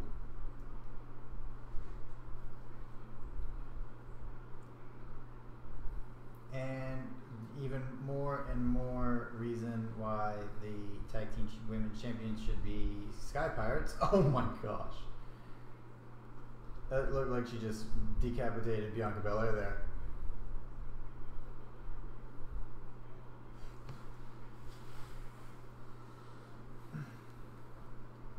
Io Shirai is amazing. Mm-hmm. Trying to get a crossbody. Bianca catches her. Kairi comes in but gets hit. Oh, nice throwaway slam. Or fall away slam? It's follow up, yeah. Nice fall away slam. Mm-hmm. How many people have noticed that Kairi Sane's gear kind of looks like an anchor? With the neck piece. So would that also mean that Kairi Sane would have to be a Greyjoy? That she's a pirate? Or Ooh. that pirates? Yes. Interesting theory there. Yes. But she would have the most adorable ship in the Iron Mhm. Fleet. You know? Without a doubt. Mhm.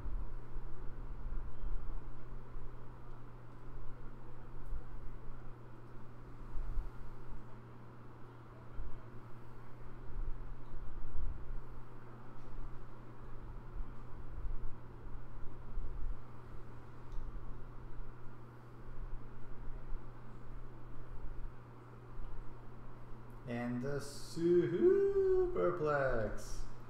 At least it changes up a bit by making a gun hook suplex instead Yes. of regular one. Because, like I said, they always do that in multi-man matches. Mm-hmm. That's way too overused. Yeah, at least they changed it up a bit. Mm-hmm. And I like Kairi's new little kick thing. That's cute. Mhm.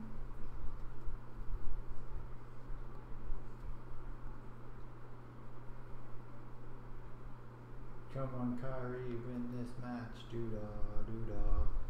Or Io. I really like Io's gear. It's all red and black and perfection. With some gold. Mm-hmm. Oh, nice. Yeah. Great tag team skills there.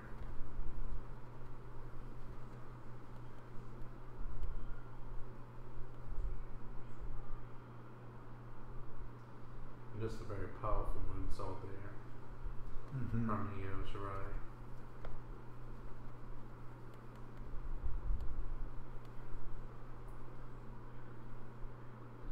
I got a feeling this is not going to work out.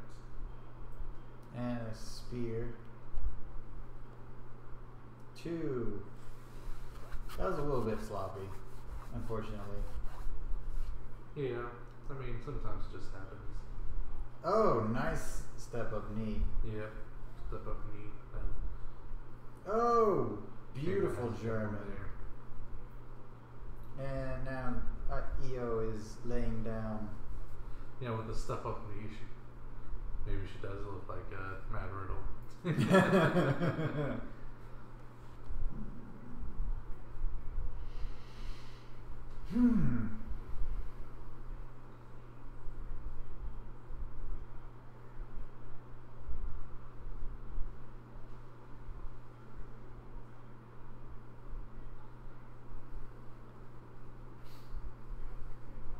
I was really expecting the first one to come up from that would have been Bianca. I wanted to see her do like one of those spots where she just goes to every single person and try to pin her, but none of it works out.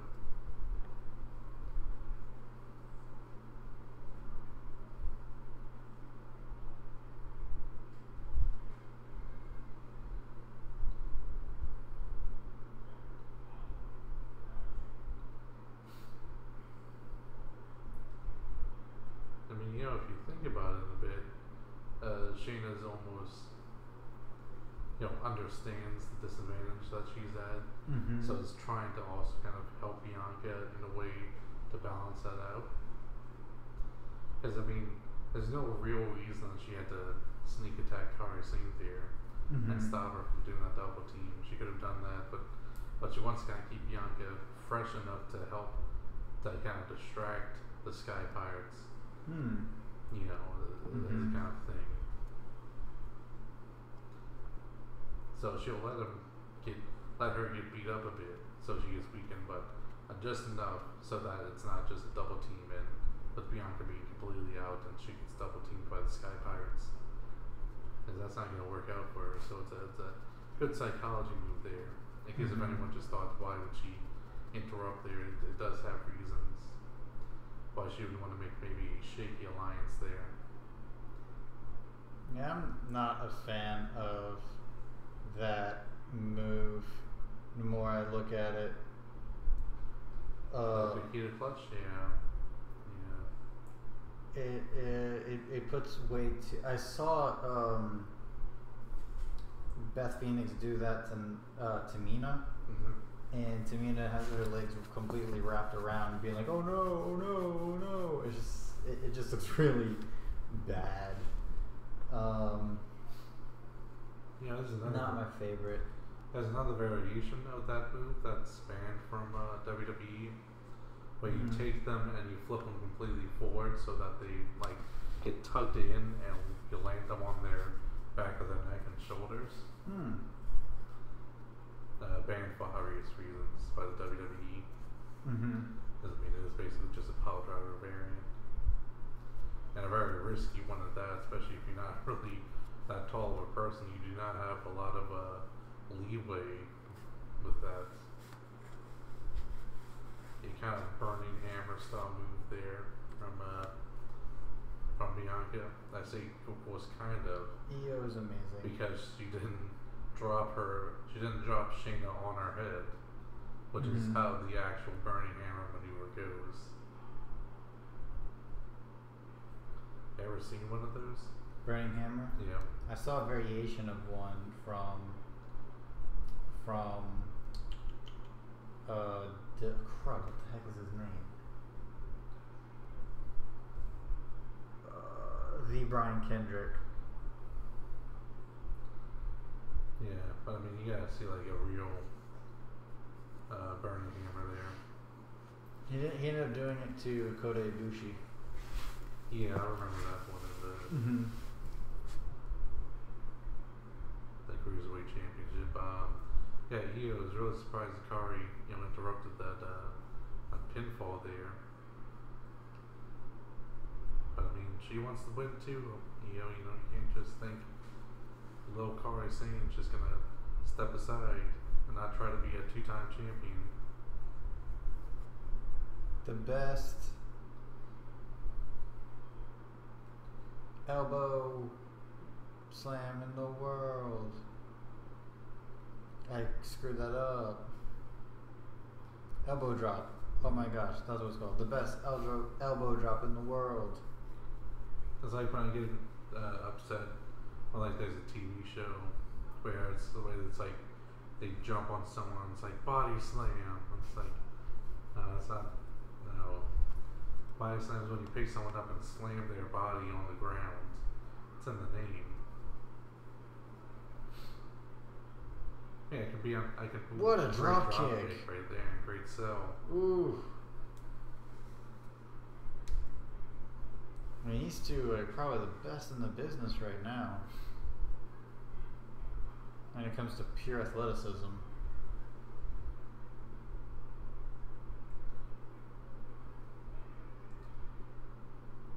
Oh! What a turn of that body slam right into that spike DDT, and that one guy in the audience was really selling that one. He's still selling it. He's still like this.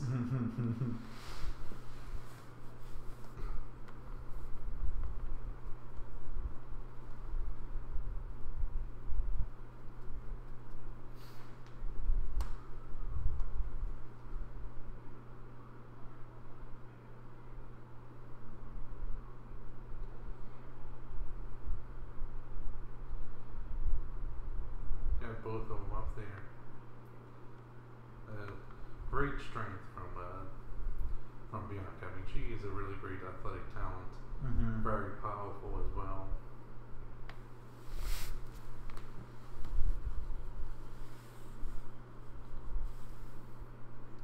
And Shayna coming back. Oh! Oh! Man, whatever she puts on her, what does she call hers? I do not it's like know. Karafuda? Karafuda clutch? Something like that. Because I know it's called something different for Samoa Joe. His is my brain is blanking. Wow, look at that. She retains. She tapped? Uh-huh. Interesting. Shayna gets another win.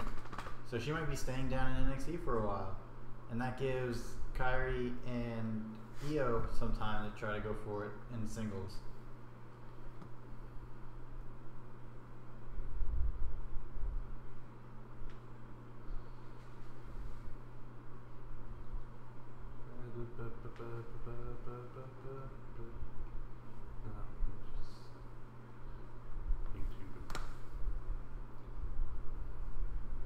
That was a really good match.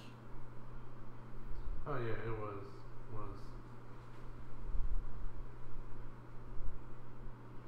After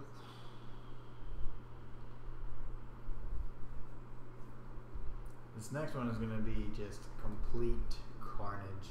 Yeah, I would think so.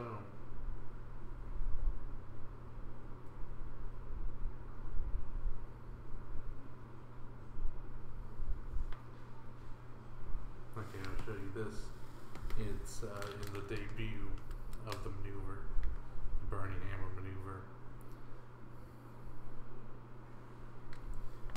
Yeah, so he just dropped the guy right on top of his head.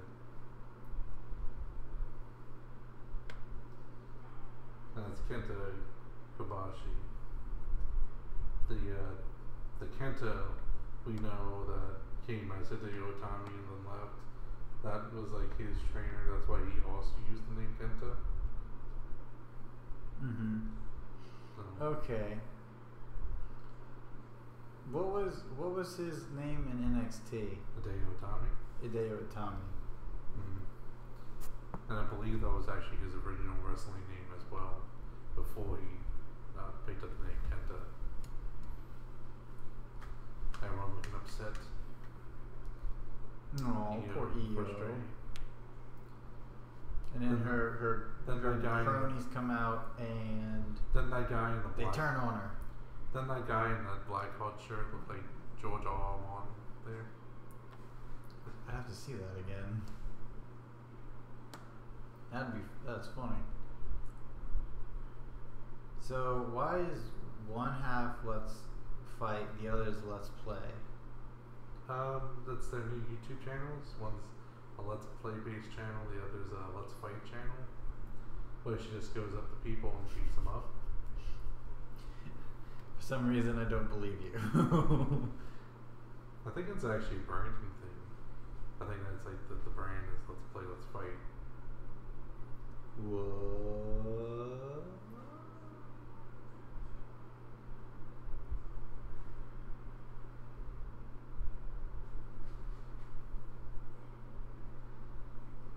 The honky tonk man, Harlem Heat, Tori Wilson.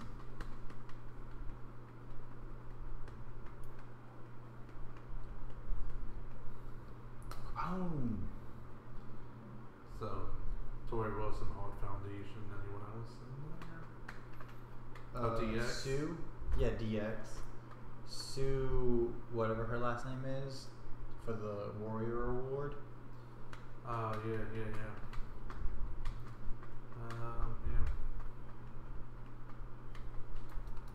That's all I'm aware of, though. But it's really funny how Shayna Baszler has just kept improving and improving and improving, and Ronda Rousey has just been at this point. She hasn't gotten past it. She's just stuck in this one point, and it's just, oh, come on. So I wanted to root for her. Oh, the young one?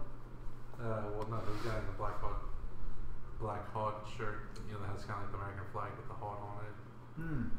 They had like the beard and the hats and the glasses thing going for him.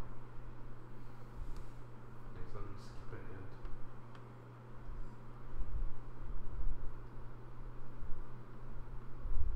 So apparently they're still needing improvement. Iron Man, okay. At least that's what I think. We get it, John Gargano. You've seen the Marvel movie. You chillax, man. They don't always. He loves Marvel. They don't always have to be themed about Marvel. And he has his normal Johnny face back. Yeah, he's face going into this.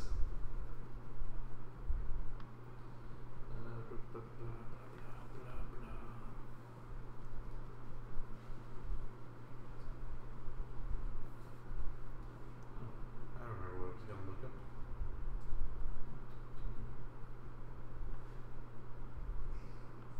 The System.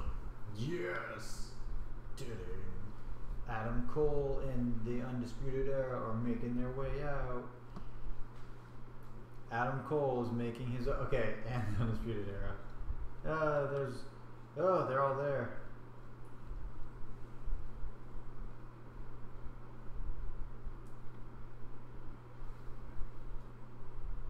Yeah. Undisputed.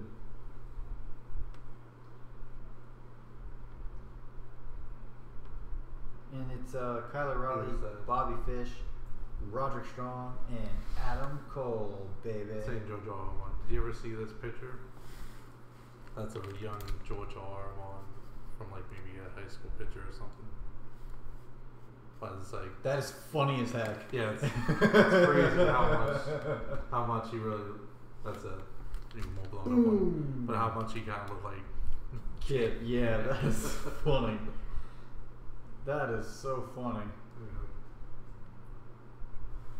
Yeah. If they ever have a George, because they have a J.R.R. Tolkien movie coming out. If they ever have a George R.R. Martin, kid's right there. Yeah. So is that like just his background, his history, or what? It's a biopic for J.R.R. Tolkien. That'd be interesting. You know, he was in World War I. He Yeah, fought in World War I. he was. It's set around in that area, time period as well. Yeah. So we get the reason why I know is because of the scenes of the trailer for that movie. Yeah, I know that actually because it's referenced in the CW show DC Legends of Tomorrow. Oh, They travel through time a lot, and they were in one season where they kind of met a lot of, like, went back and met, like, young famous people. Like, I think they met, was it George Lucas? Like, a young George Lucas and stuff, and they also met, like, a young J.R. Tolkien during World War I. Mm-hmm. And I think they actually said he ended up having to leave because he got what was called at the time trench fever. Okay. I forgot what the actual disease is called, but So I wonder why all these messages are getting retracted. damn that YouTube censorship. Yeah. I blame the EU for this. But Nadal.HB15 in Golden Coin 100. We don't know what you said, but thank you for joining in. Hope it was something nice.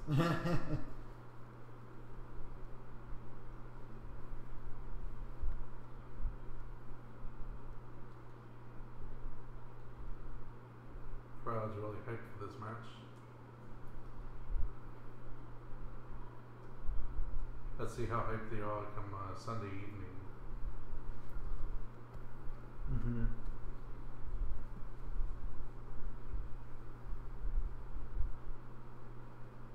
That'd be a shame if there's barely a pop for Becky. I mean, since it's an open air stadium, people are gonna have to be really loud to be heard. Yeah.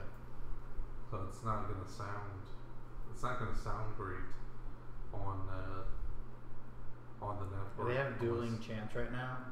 I would assume so.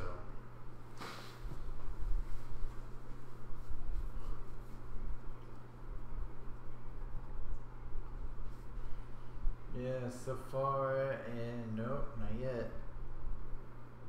But it'd be safe to say Adam Cole is the prettiest wrestler in wrestling today. I mean,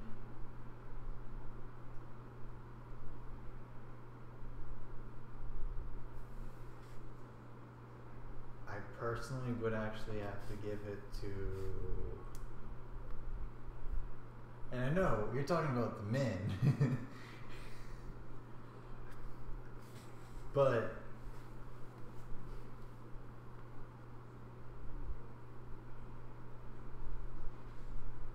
Oh, that actually made me think.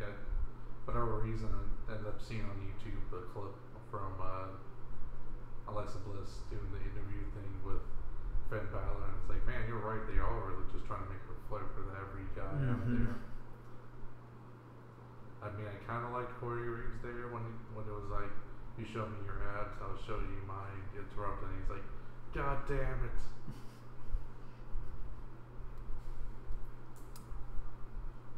Also, someone should tell Vince McMahon that conga lines do not equal pushes.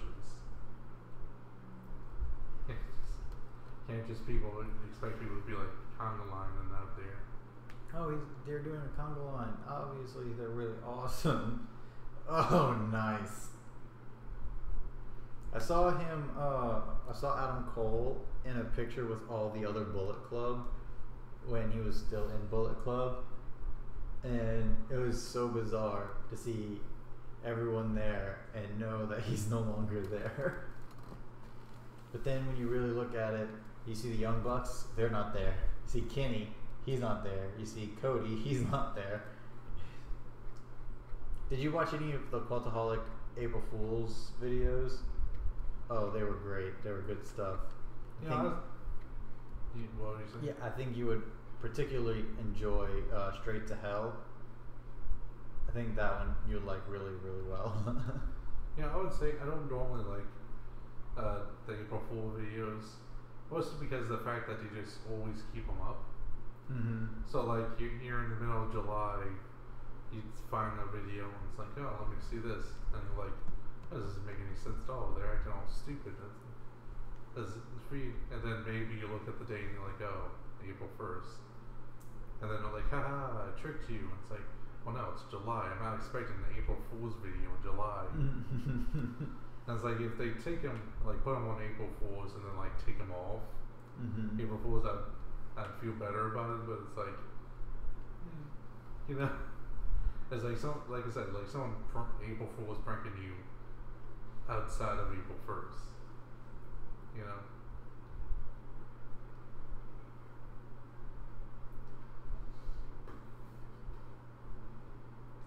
Okay. Oh, Adam nice. Cole would be in Lannister. Oh, yeah, without a doubt. Yeah. He's obviously House Lannister. Johnny, probably House I mean, hell, Stark. that's where all the prettiest people go, anyways. House Lannister. Yeah, you ever seen the picture comparing season 1 Jaime Lannister to Shrek's Prince Charming? Yes. Yeah, see, that's what they have for their when they finally go around and make live action Shrek movie. Mm-hmm. They have their Prince Charming. Oh man, the action is so fast right now. They're just not letting up. And apparently, Kyle O'Reilly has like a really big weekend for Evolve and a couple of other indie shows, which is pretty cool. Yeah, that's good. And he was announced in the tournament. I think Evolve's tournament. Wolf's turn. Okay. Mm-hmm. Which is pretty cool. The one that Cassius Ohno was in the last time.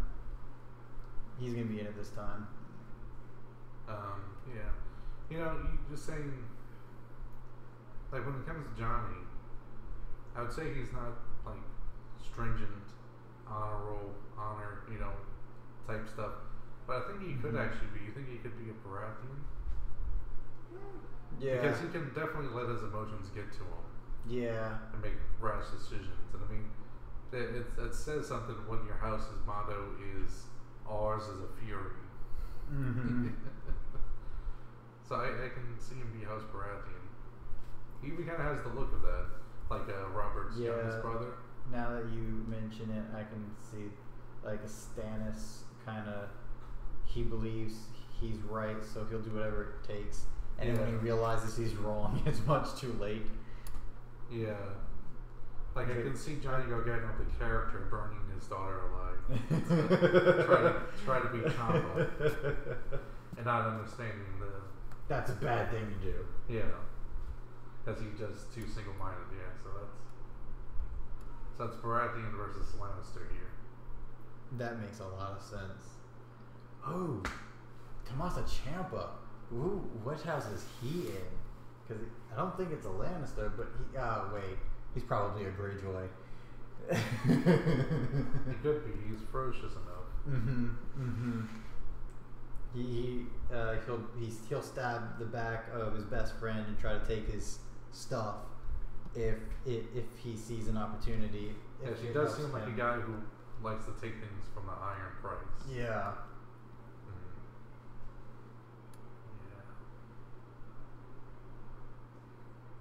So then that's 4 for Greyjoy. Mm-hmm. Wait, who's the third? Oh, you remember when I said Carson? Oh yeah. Yeah. 4 for Greyjoy is a Lannister, a Baratheon. So probably. Ooh, who would Ricochet then be? Because even though he's like a straight out baby face, he's definitely not a Stark. I think maybe a little Martellish, House Martell. Okay. Because he likes fighting, and you know House Martell seems, like I said, they always seem like very good people. Mm-hmm. And they also love life, and Ricochet comes off as a guy who loves life. Yeah. Mm-hmm. And then those other guys. Do you know where I'm putting Alistair Blacken? The Night's Watch. but that's not actual house. Let's see what house. The free folk. Think of one that's definitely has a lot of moral grayness to it. Because it's like, ooh. Think of one that's like, think of a character that's not necessarily a bad person, but knows he has to be a very brutal person. Okay, Clegane. Yes, Ask Clegane. That's what I'm saying. 'Cause his character is very reminiscent of the Hound, and the fact that it's not that he's a bad guy, but it's a bad world, and he has to be very tough and very violent with it.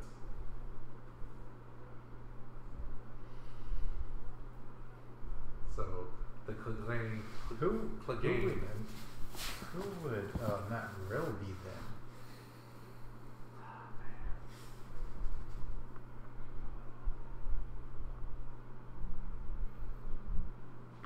Oh, you remember when we were talking about it? It is House Tully. The Riverlands is House Tully. Okay. Those are the ones It's too. Tully is Sam's. Samwell Tully. Oh. Okay. Gotcha. Part of me wants to put him in House Tyrell just because of the fact that they grow green stuff. Yes. You're right. He is House Tyrell. That completely makes sense. He is a flower child. Yes.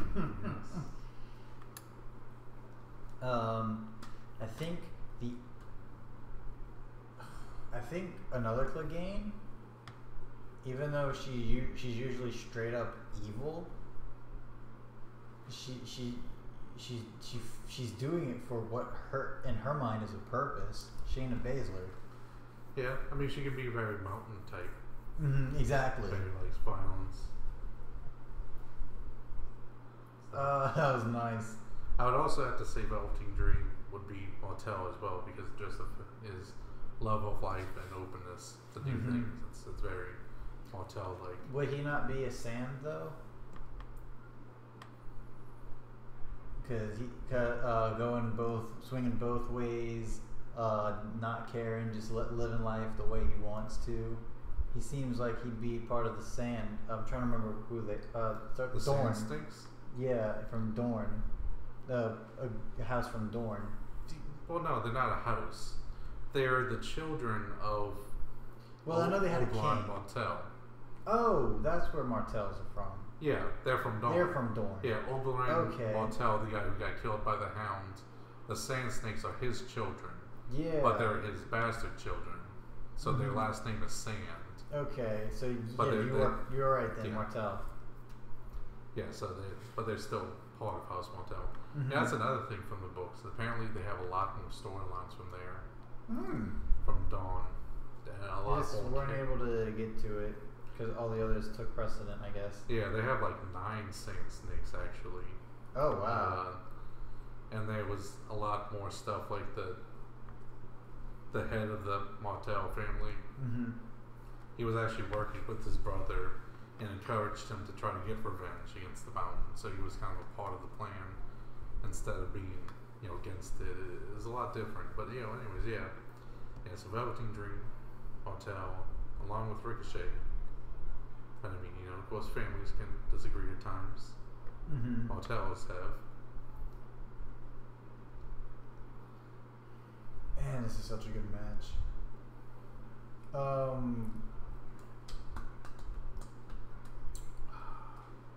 I think this one's gonna surprise you, but I think there's someone who Io in the new generation. I can totally see her be a Targaryen because she reminds me a lot like my Khaleesi.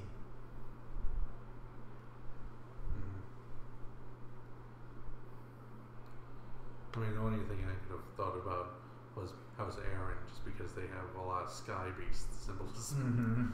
That too. And couldn't you see her do a moonsault from the moon door to someone standing on top of a mountain?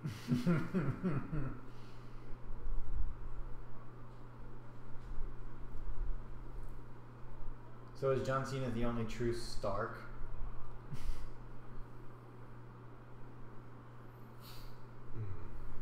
Oh! First pin goes to Adam Cole, baby. And that one guy was excited. Yeah, this is a really good equal matchup here. Don't get distracted by the fact that we're talking about something else. So that's not a good matchup so far. It's been really this good. is an amazing match. Yeah.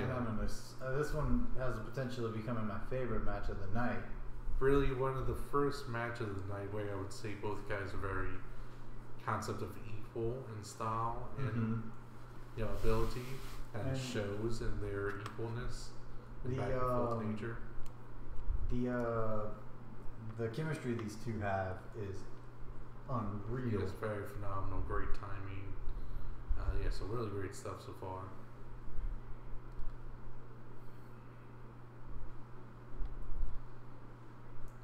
One thing that's kind of interesting, that's different from WWE to New Japan Pro Wrestling, is in a 2 out of 3 falls, they gave I think 5 minute or 2 to 5 minute rest period after each fall, whereas WWE does not.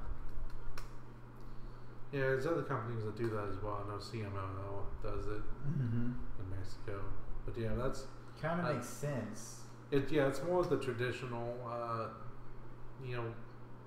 what they used to do. I guess it just got stopped more because, I'm guessing they just kind of wanted to hurry it up the pace, especially when you want to televise stuff. You can't just have matches go on and on. You need to have it more shortened pace. Yeah. That's another thing. A lot of other places, it used to be far more common 2 out of 3 falls matches, especially with championship matches. But it's a lot less common, and I think once again, for time constraint issues for WWE and /WWF to do it. Nice big spear.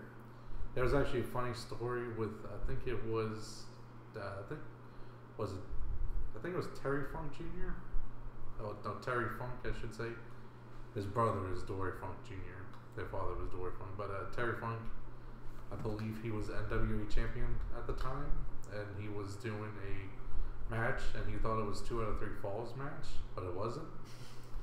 And there was a point where he was in a submission move. It was the spinning toe hold, where they spin their legs here and they spin around, kind of spinning your leg around it. And so he was like, "It's 2 out of 3 falls match, so let me just tap here." So he taps, and it was not a 2 out of 3 falls match. Oh man! So he ends up losing the title. That's funny. It's like, what? I lost my title.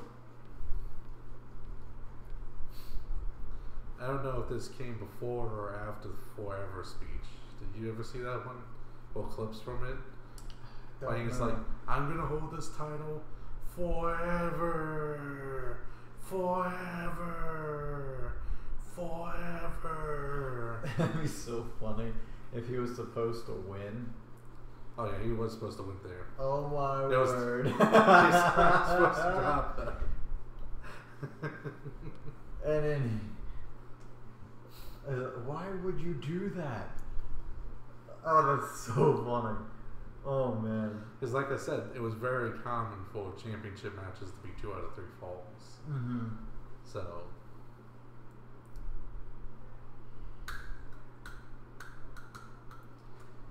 There hasn't been too many 2 out of 3 falls matches in NXT history. I know they had a great one between. Was it Sammy and Cesaro? I think so. Yeah, that was a really great one. But yeah, two out of 3 falls matches really tend to be really good. I always like them. It's not even like the stipulation really makes things different.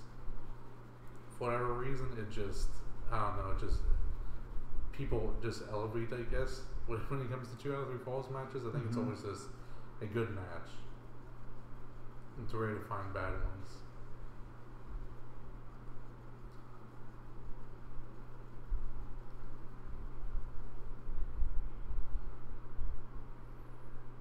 Also, I'm probably going to leave all of my equipment except for Francesca's computer here. So yeah. That makes sense. Sure, Francesca would want her computer. Yeah. I had to convince her to let me use it today.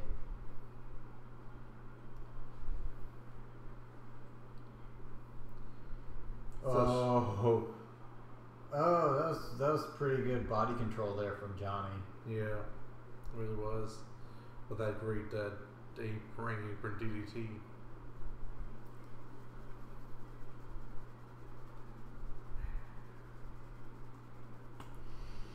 One and a two. You know, I saw someone online they posted great. That funny bit is like you could think of how lucky for Ned Stark and for Jon Snow that Jon took after his mother, because just think if Ned had to explain a kid with white hair and lilac colored eyes. It's like,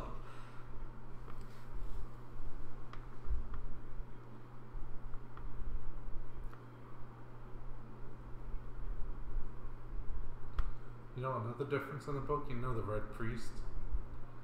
Is that the one played by the guy who revived people in the Brotherhood? Oh, okay, yeah. He also brought back Catelyn Stark. She came back as a different character, though, like different personality. Lady Stoneheart. I think she's a completely different person, though. Personality-wise, I should say. And Johnny gets a pin. Next pin wins. Of course, smart move from Adam Cole, who went blood in there. Ooh, yeah, a smart move from Adam Cole, tapping quickly. You don't want to waste when you have a pin advantage like that. You don't want to waste it by just taking a whole bunch of punishment when it's unneeded. You know, just take the quick tap to save yourself for the next round.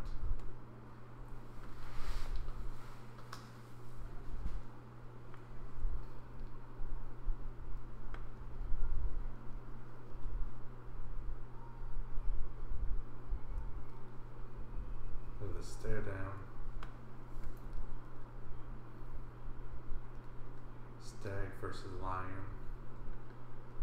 We know how to win in the books. How will it go in the wrestling match?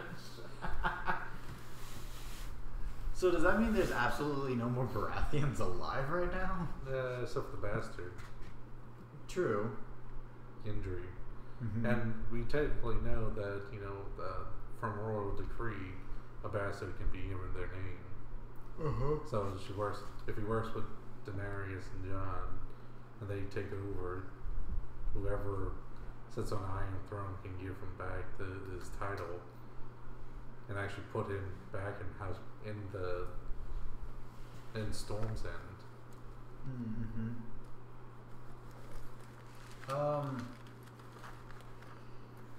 One of those places we never see in the book, I mean in the show, Storm's End, which is really weird when you think about it, because it's like none of the Baratheons even take refuge there. Like Stannis Baratheon, he's in Dragonstone instead of his home, his people's home, and the other Baratheon was in the Rift with the Tyrells because that's who he was working with. So it's like, I don't know. I feel like it would have made more sense for Stannis Baratheon to just be working out Storm's End.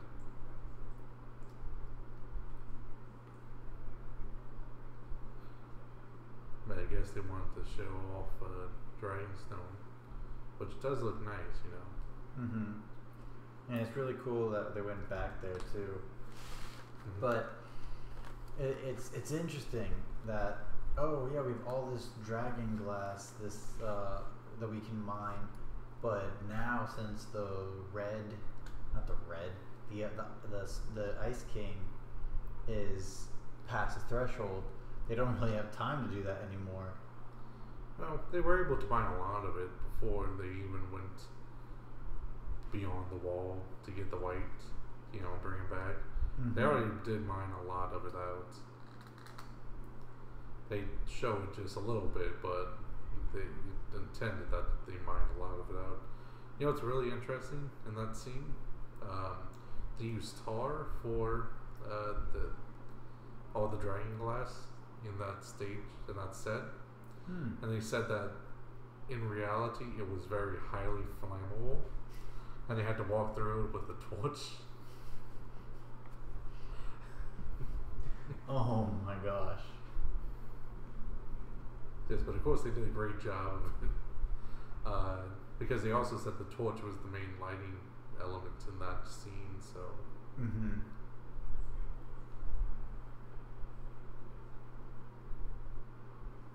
Oh. Hey, Young Buck shirt. Cool.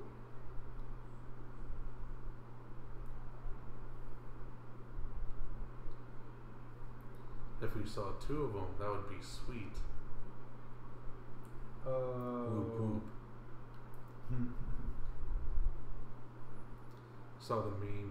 They have multiple different types of it, but it's like the killer's chasing someone, they're hiding someplace. So the killer would say something, but in this particular meme, the killer would say, "Oh, like too sweet." And the person would be like, "Whoop whoop."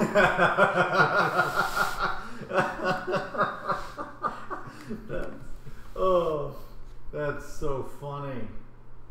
Woo woo, too sweet. Woo woo, too sweet. Woo woo. You probably should do the same thing with Adam Cole. Mm-hmm. Okay, the other members. Roderick Strong is definitely would be House Tyrell. Who's House Tyrell? Yeah, because of the fact that of his betrayals and stuff, and going with whoever he thinks is going to be the winner in the end. Mm-hmm. Because they have a long history of that. That's actually, I found more of the history of how they got started.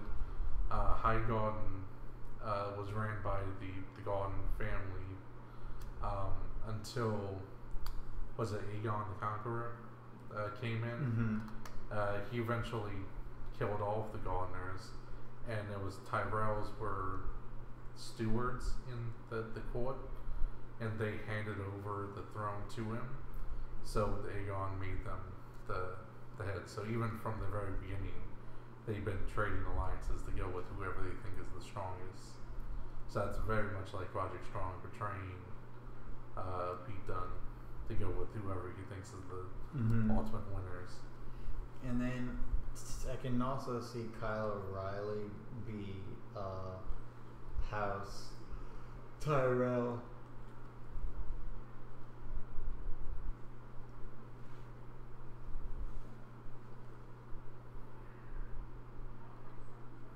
Oh man. Oh, nice side suplex. But Bobby Fish, who would he be? From that leg injury, he had so much time kind of away.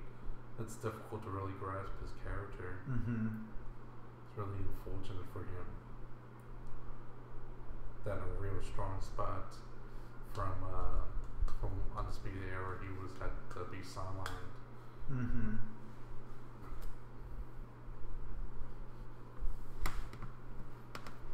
And then I'm not gonna put him in Tully just because he's a fish. Not falling for that trap. And then Walter is a Clegane, isn't he? You can either Clegane, or you can also maybe see him as maybe Bolton, because he seems to enjoy torturing people a lot. Making people suffer. So Clegane,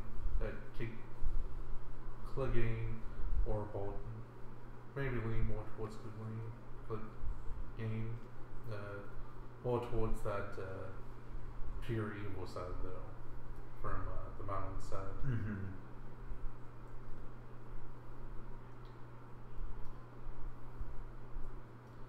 And seeing Mother just take Aleister Black because Aleister Black was playing with his toys and just holding them against the fire or something.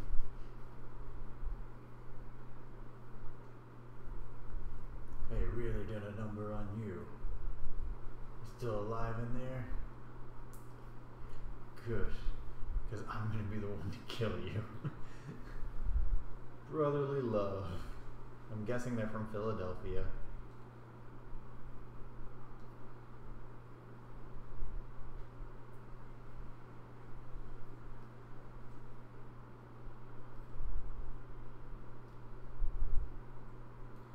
The real question is, do you think Aleister Black likes to eat chicken?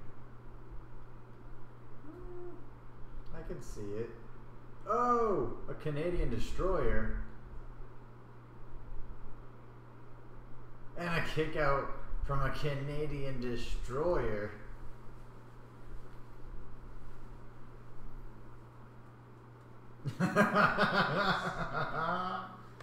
Oh my gosh. Dang it. Really great match going on here. Johnny's just been beaten up, bloody. And maybe Johnny's actually winning here. To finally give him that championship. Yeah, so he can actually be Johnny champion. Mm-hmm. You know, I was, I don't know, but let's think main roster. Well, we'll save that for Sunday. Because we're gonna need somewhere to fill the time. Mm-hmm.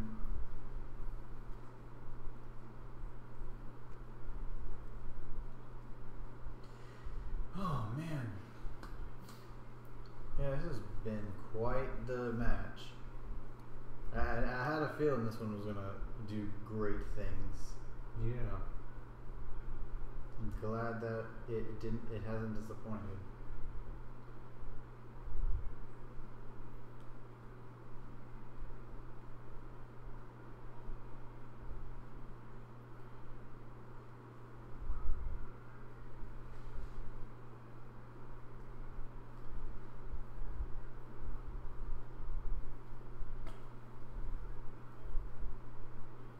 Don't taunt him, you're gonna lose. Yeah, it's a lot more Martel of you. Mm-hmm. That was very much Martel of you.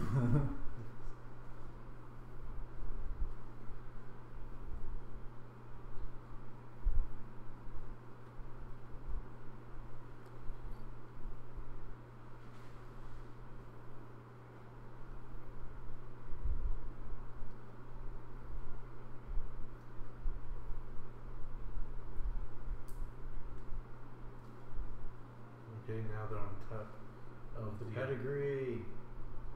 Announcer's table. Wait, was that? He just did. Fallen Angel. Uh-huh.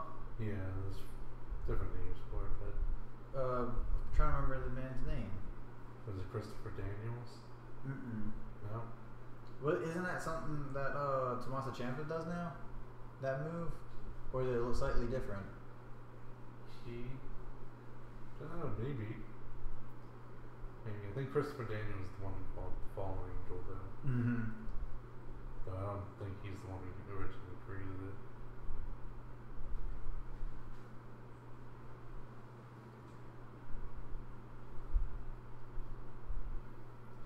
Two, three, four.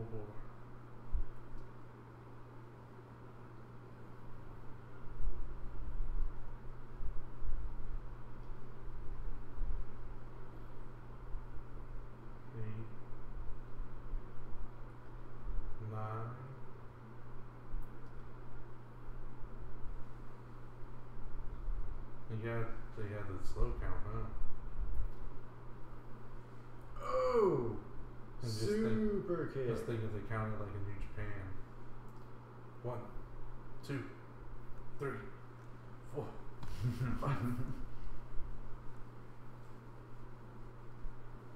I think the sped up count gives it more of a sense of urgency.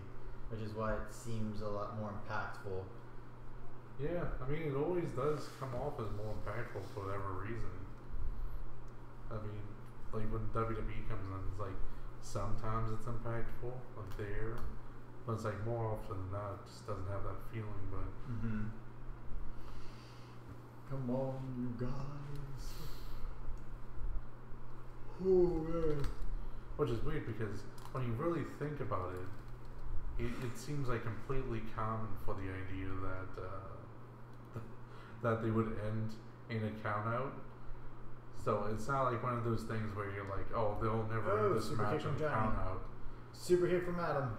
They'd be like, no, that's completely possible that they'll just this match will end in the count out. Oh, try to go for another destroyer. Trying to get into and he's connected. Gargano escape. Remember, if they interfere here, that's a disqualification. And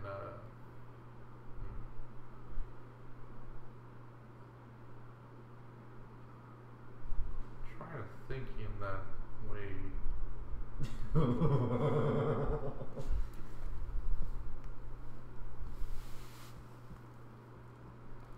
It's undisputed.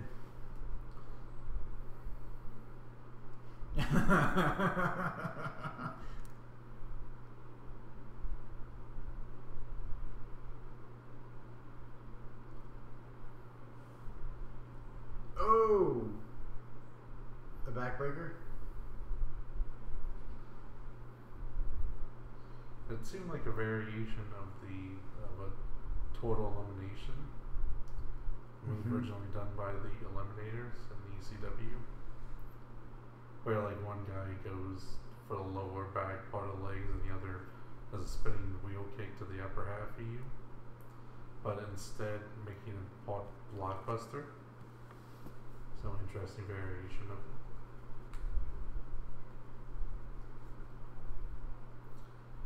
And also, I don't know why this ref isn't banning them from ringside. Like, you can't be stupid enough to not think they... Well, I mean, they've already interfered. You have to tell them to cut it out, you know? And see, once again, if it was New Japan, he could have, at that pin, just been like, no, I'm not counting this. I knew you cheated. Ooh, nice sell. And Bobby's trying to kick him. That's how you lose. Yeah, like He's focusing too much on the Undisputed Era, though. Oh, super kick. Super kick. Back of the head. Come on, come on, come on. Oh! He got it. Last call. Is it? It's still his last. Is that it? No! Did someone lose a tooth?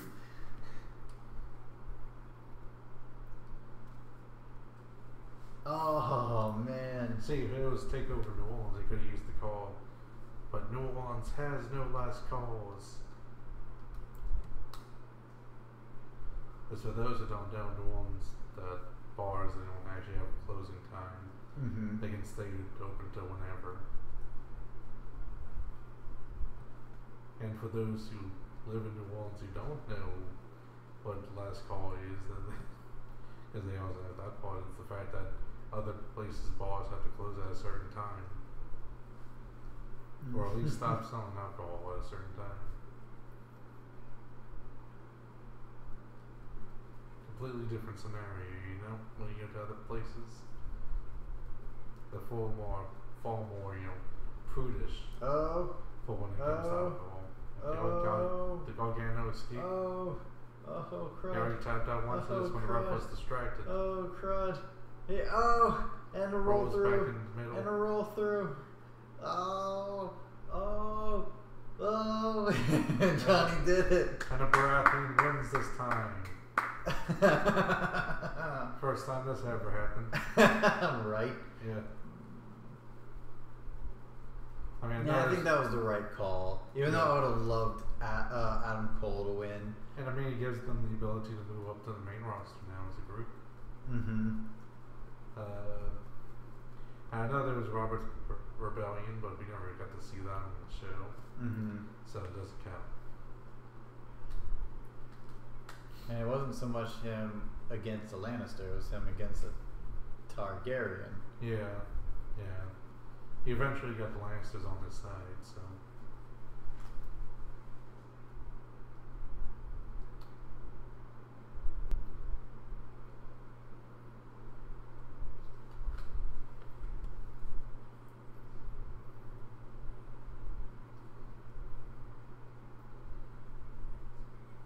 So waiting for the moment for Candice LeRae to come out.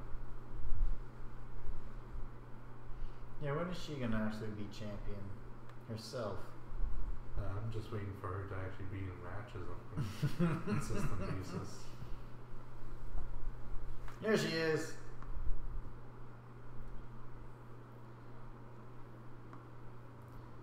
She decided that she's late.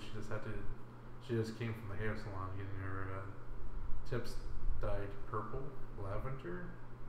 Something like that. Yeah, yeah.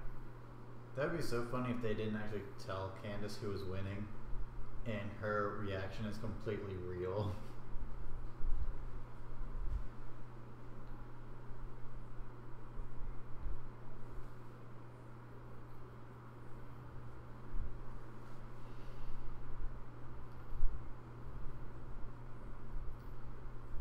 So, is Johnny the only complete champion in NXT history? Of course, women's champion does not count. Wow, sexism much?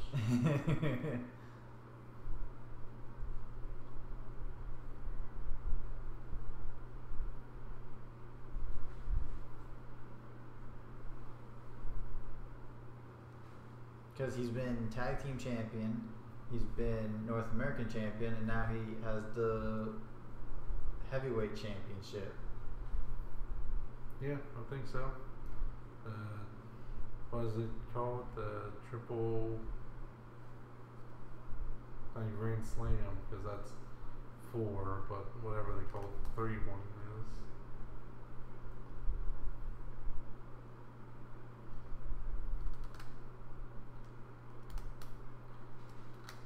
Yeah, so that was a great match of the year. That was an amazing match. Yeah. I can't wait to. I think Dave Meltzer won't give it 5 stars, but I think this was match of the night.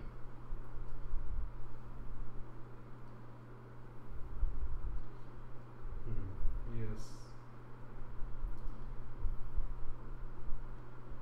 Well, that just symbolizes how it's going to go on the show with Kendry sitting on the Iron Throne.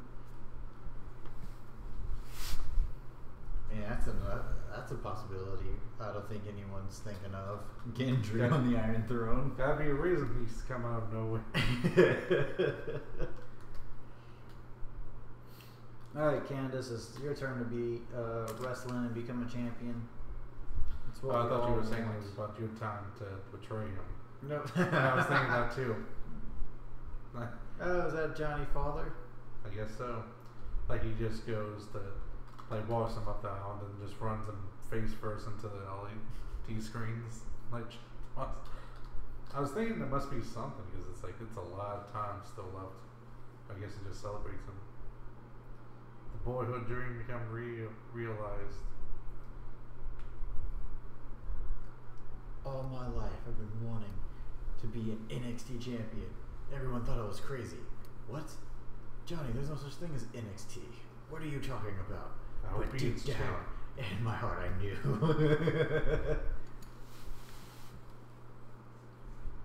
Yeah, because like right now the time says 4 hours and 57 minutes and 30 seconds, and the full length is at 5 hours and 13 minutes. So I just didn't know if it was 16 minutes of celebration. But like there must be something else.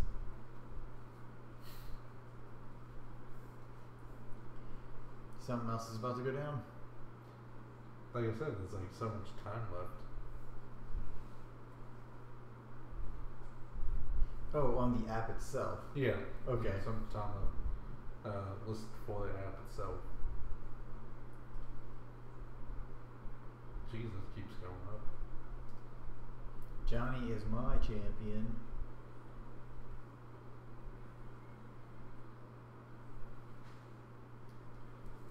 Betrayal, and the angle is like, I could never be a wrestler just because I have to be Johnny Gargano's wife. Damn it. Apparently, she's one of the best wrestlers in the world. Was she in one of the Mae Young Classics? Yep, there's Tommaso Ciampa. He's behind me, isn't he?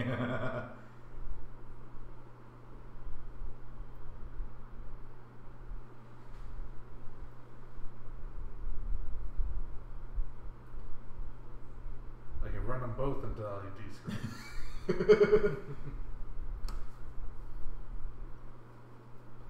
Andrew took out his hate. What?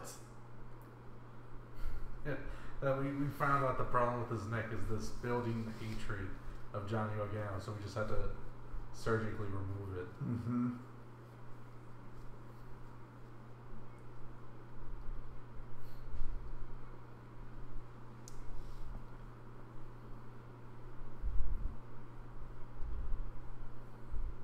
Did you just say I want it for you?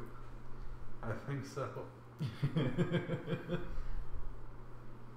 It's funny, it's just not letting too much real world stuff get into it, and it doesn't make storyline sense. No, right? Which is weird because they also, in like one of the, not last week but the week before at NXT, they had I should say not this past week but the week before at NXT, they had a whole scene, they had a whole thing where Johnny Gargano was facing down Adam Cole, and he was telling him, it's like, well, he was telling this promo about how he was take Charlotte Flair off, where he was like, where he was saying, back when they brought me in to do this Dusty Rhodes Tag Team Classic, and they put me with this random guy that I never met called Tommaso Ciampa. And it's like, what, really?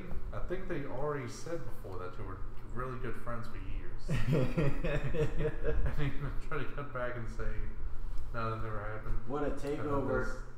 Yeah, it was a really good takeover. Will the Undisputed Era will come to Raw or SmackDown now? I'm hoping SmackDown. Just think of the and that was from Tim Rollins. Thank you, Tim Rollins, for the question. To be fair, as it goes, it can be both. I mean, that's what everyone's been so far, has been both. But I'm thinking, if they keep on doing the whole separated brands, I would say SmackDown, because think about the potential matchups. Right now, you have the Hardy Boys, you have the Usos, the New Day, the Bar, Shinsuke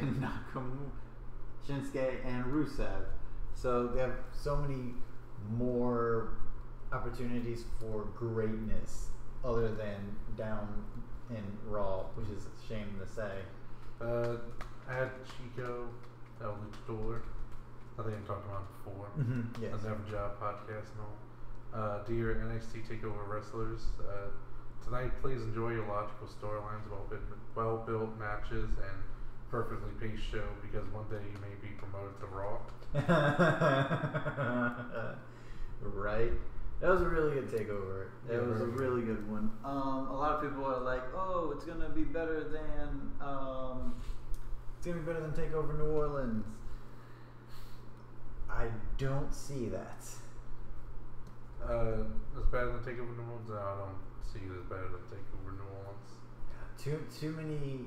Too many great storytelling moments. Too many just good stuff going down. What a good show. Under Cultaholic's tweet about the Kushida signing with the WWE, someone put a gif of Squidward laying flowers at a grave. Oh my gosh. Oh man. Alright, that was a lot of fun. You ready to sign out? Yeah. Alright. Thank you guys so much for watching with us. It means a lot each and every time. Come back tomorrow. We will explain later after our sign out. If you like our video, please give us those sexy, sexy likes. And the unsexy ones. If you really like what we do, then please share to all of your friends. And enemies. And then after that, subscribe to the channel so that way you are a part of the Smarky family. And then ring the notification bell because... Well, you get notified for when we go live. Like, for when we go live for tomorrow and Sunday for WrestleMania. And every other week when we go live for our podcast stream with the Smarky family. Yes. At 1:30 Central Time. PM Central Time. Of course, not AM. And yeah, just for also when we go live for pay-per-views inside WWE and some outside WWE as well, and just for anytime videos or polls or info, it's put up there. You get notified on it. Yes, tomorrow we will be watching the G1 Supercard. It starts at 6:30, and we'll actually be on time for that one. And if you go onto our other channel, we should be doing a podcast there beforehand as well. Yes. We'll also be swimming and eating good food and watching a parade before everything. So tomorrow I think is going to be the best day of wrestling for us. It's going to be a lot of fun. Yeah, follow me on Twitter at IsaJ_STP. Follow me on Twitter at Liam_SWA. And tomorrow, come back onto this channel and hang out while we watch the G1 Supercard. There's a lot of matches. Think 10 to 12 matches that's going down on the G1 Supercard, which is 4 matches less because they added a new one today. The Raw Tag Team Championship is going to be defended. Oh. So that is a match now. It has been confirmed. So 16 so far. The 17th has not happened. Has not been announced yet. But I think I remember seeing some YouTube wrestling things make a joke about how they thought the WrestleMania wasn't long enough. So I blame them for that one. Yes, but because remember we do run it now, so yes, we're the reason why it's this long. So we blame anybody who says something. Hey, speaking of our compadre, hello DJ. Hi. Yeah, we're signing off now. Yeah. Okay.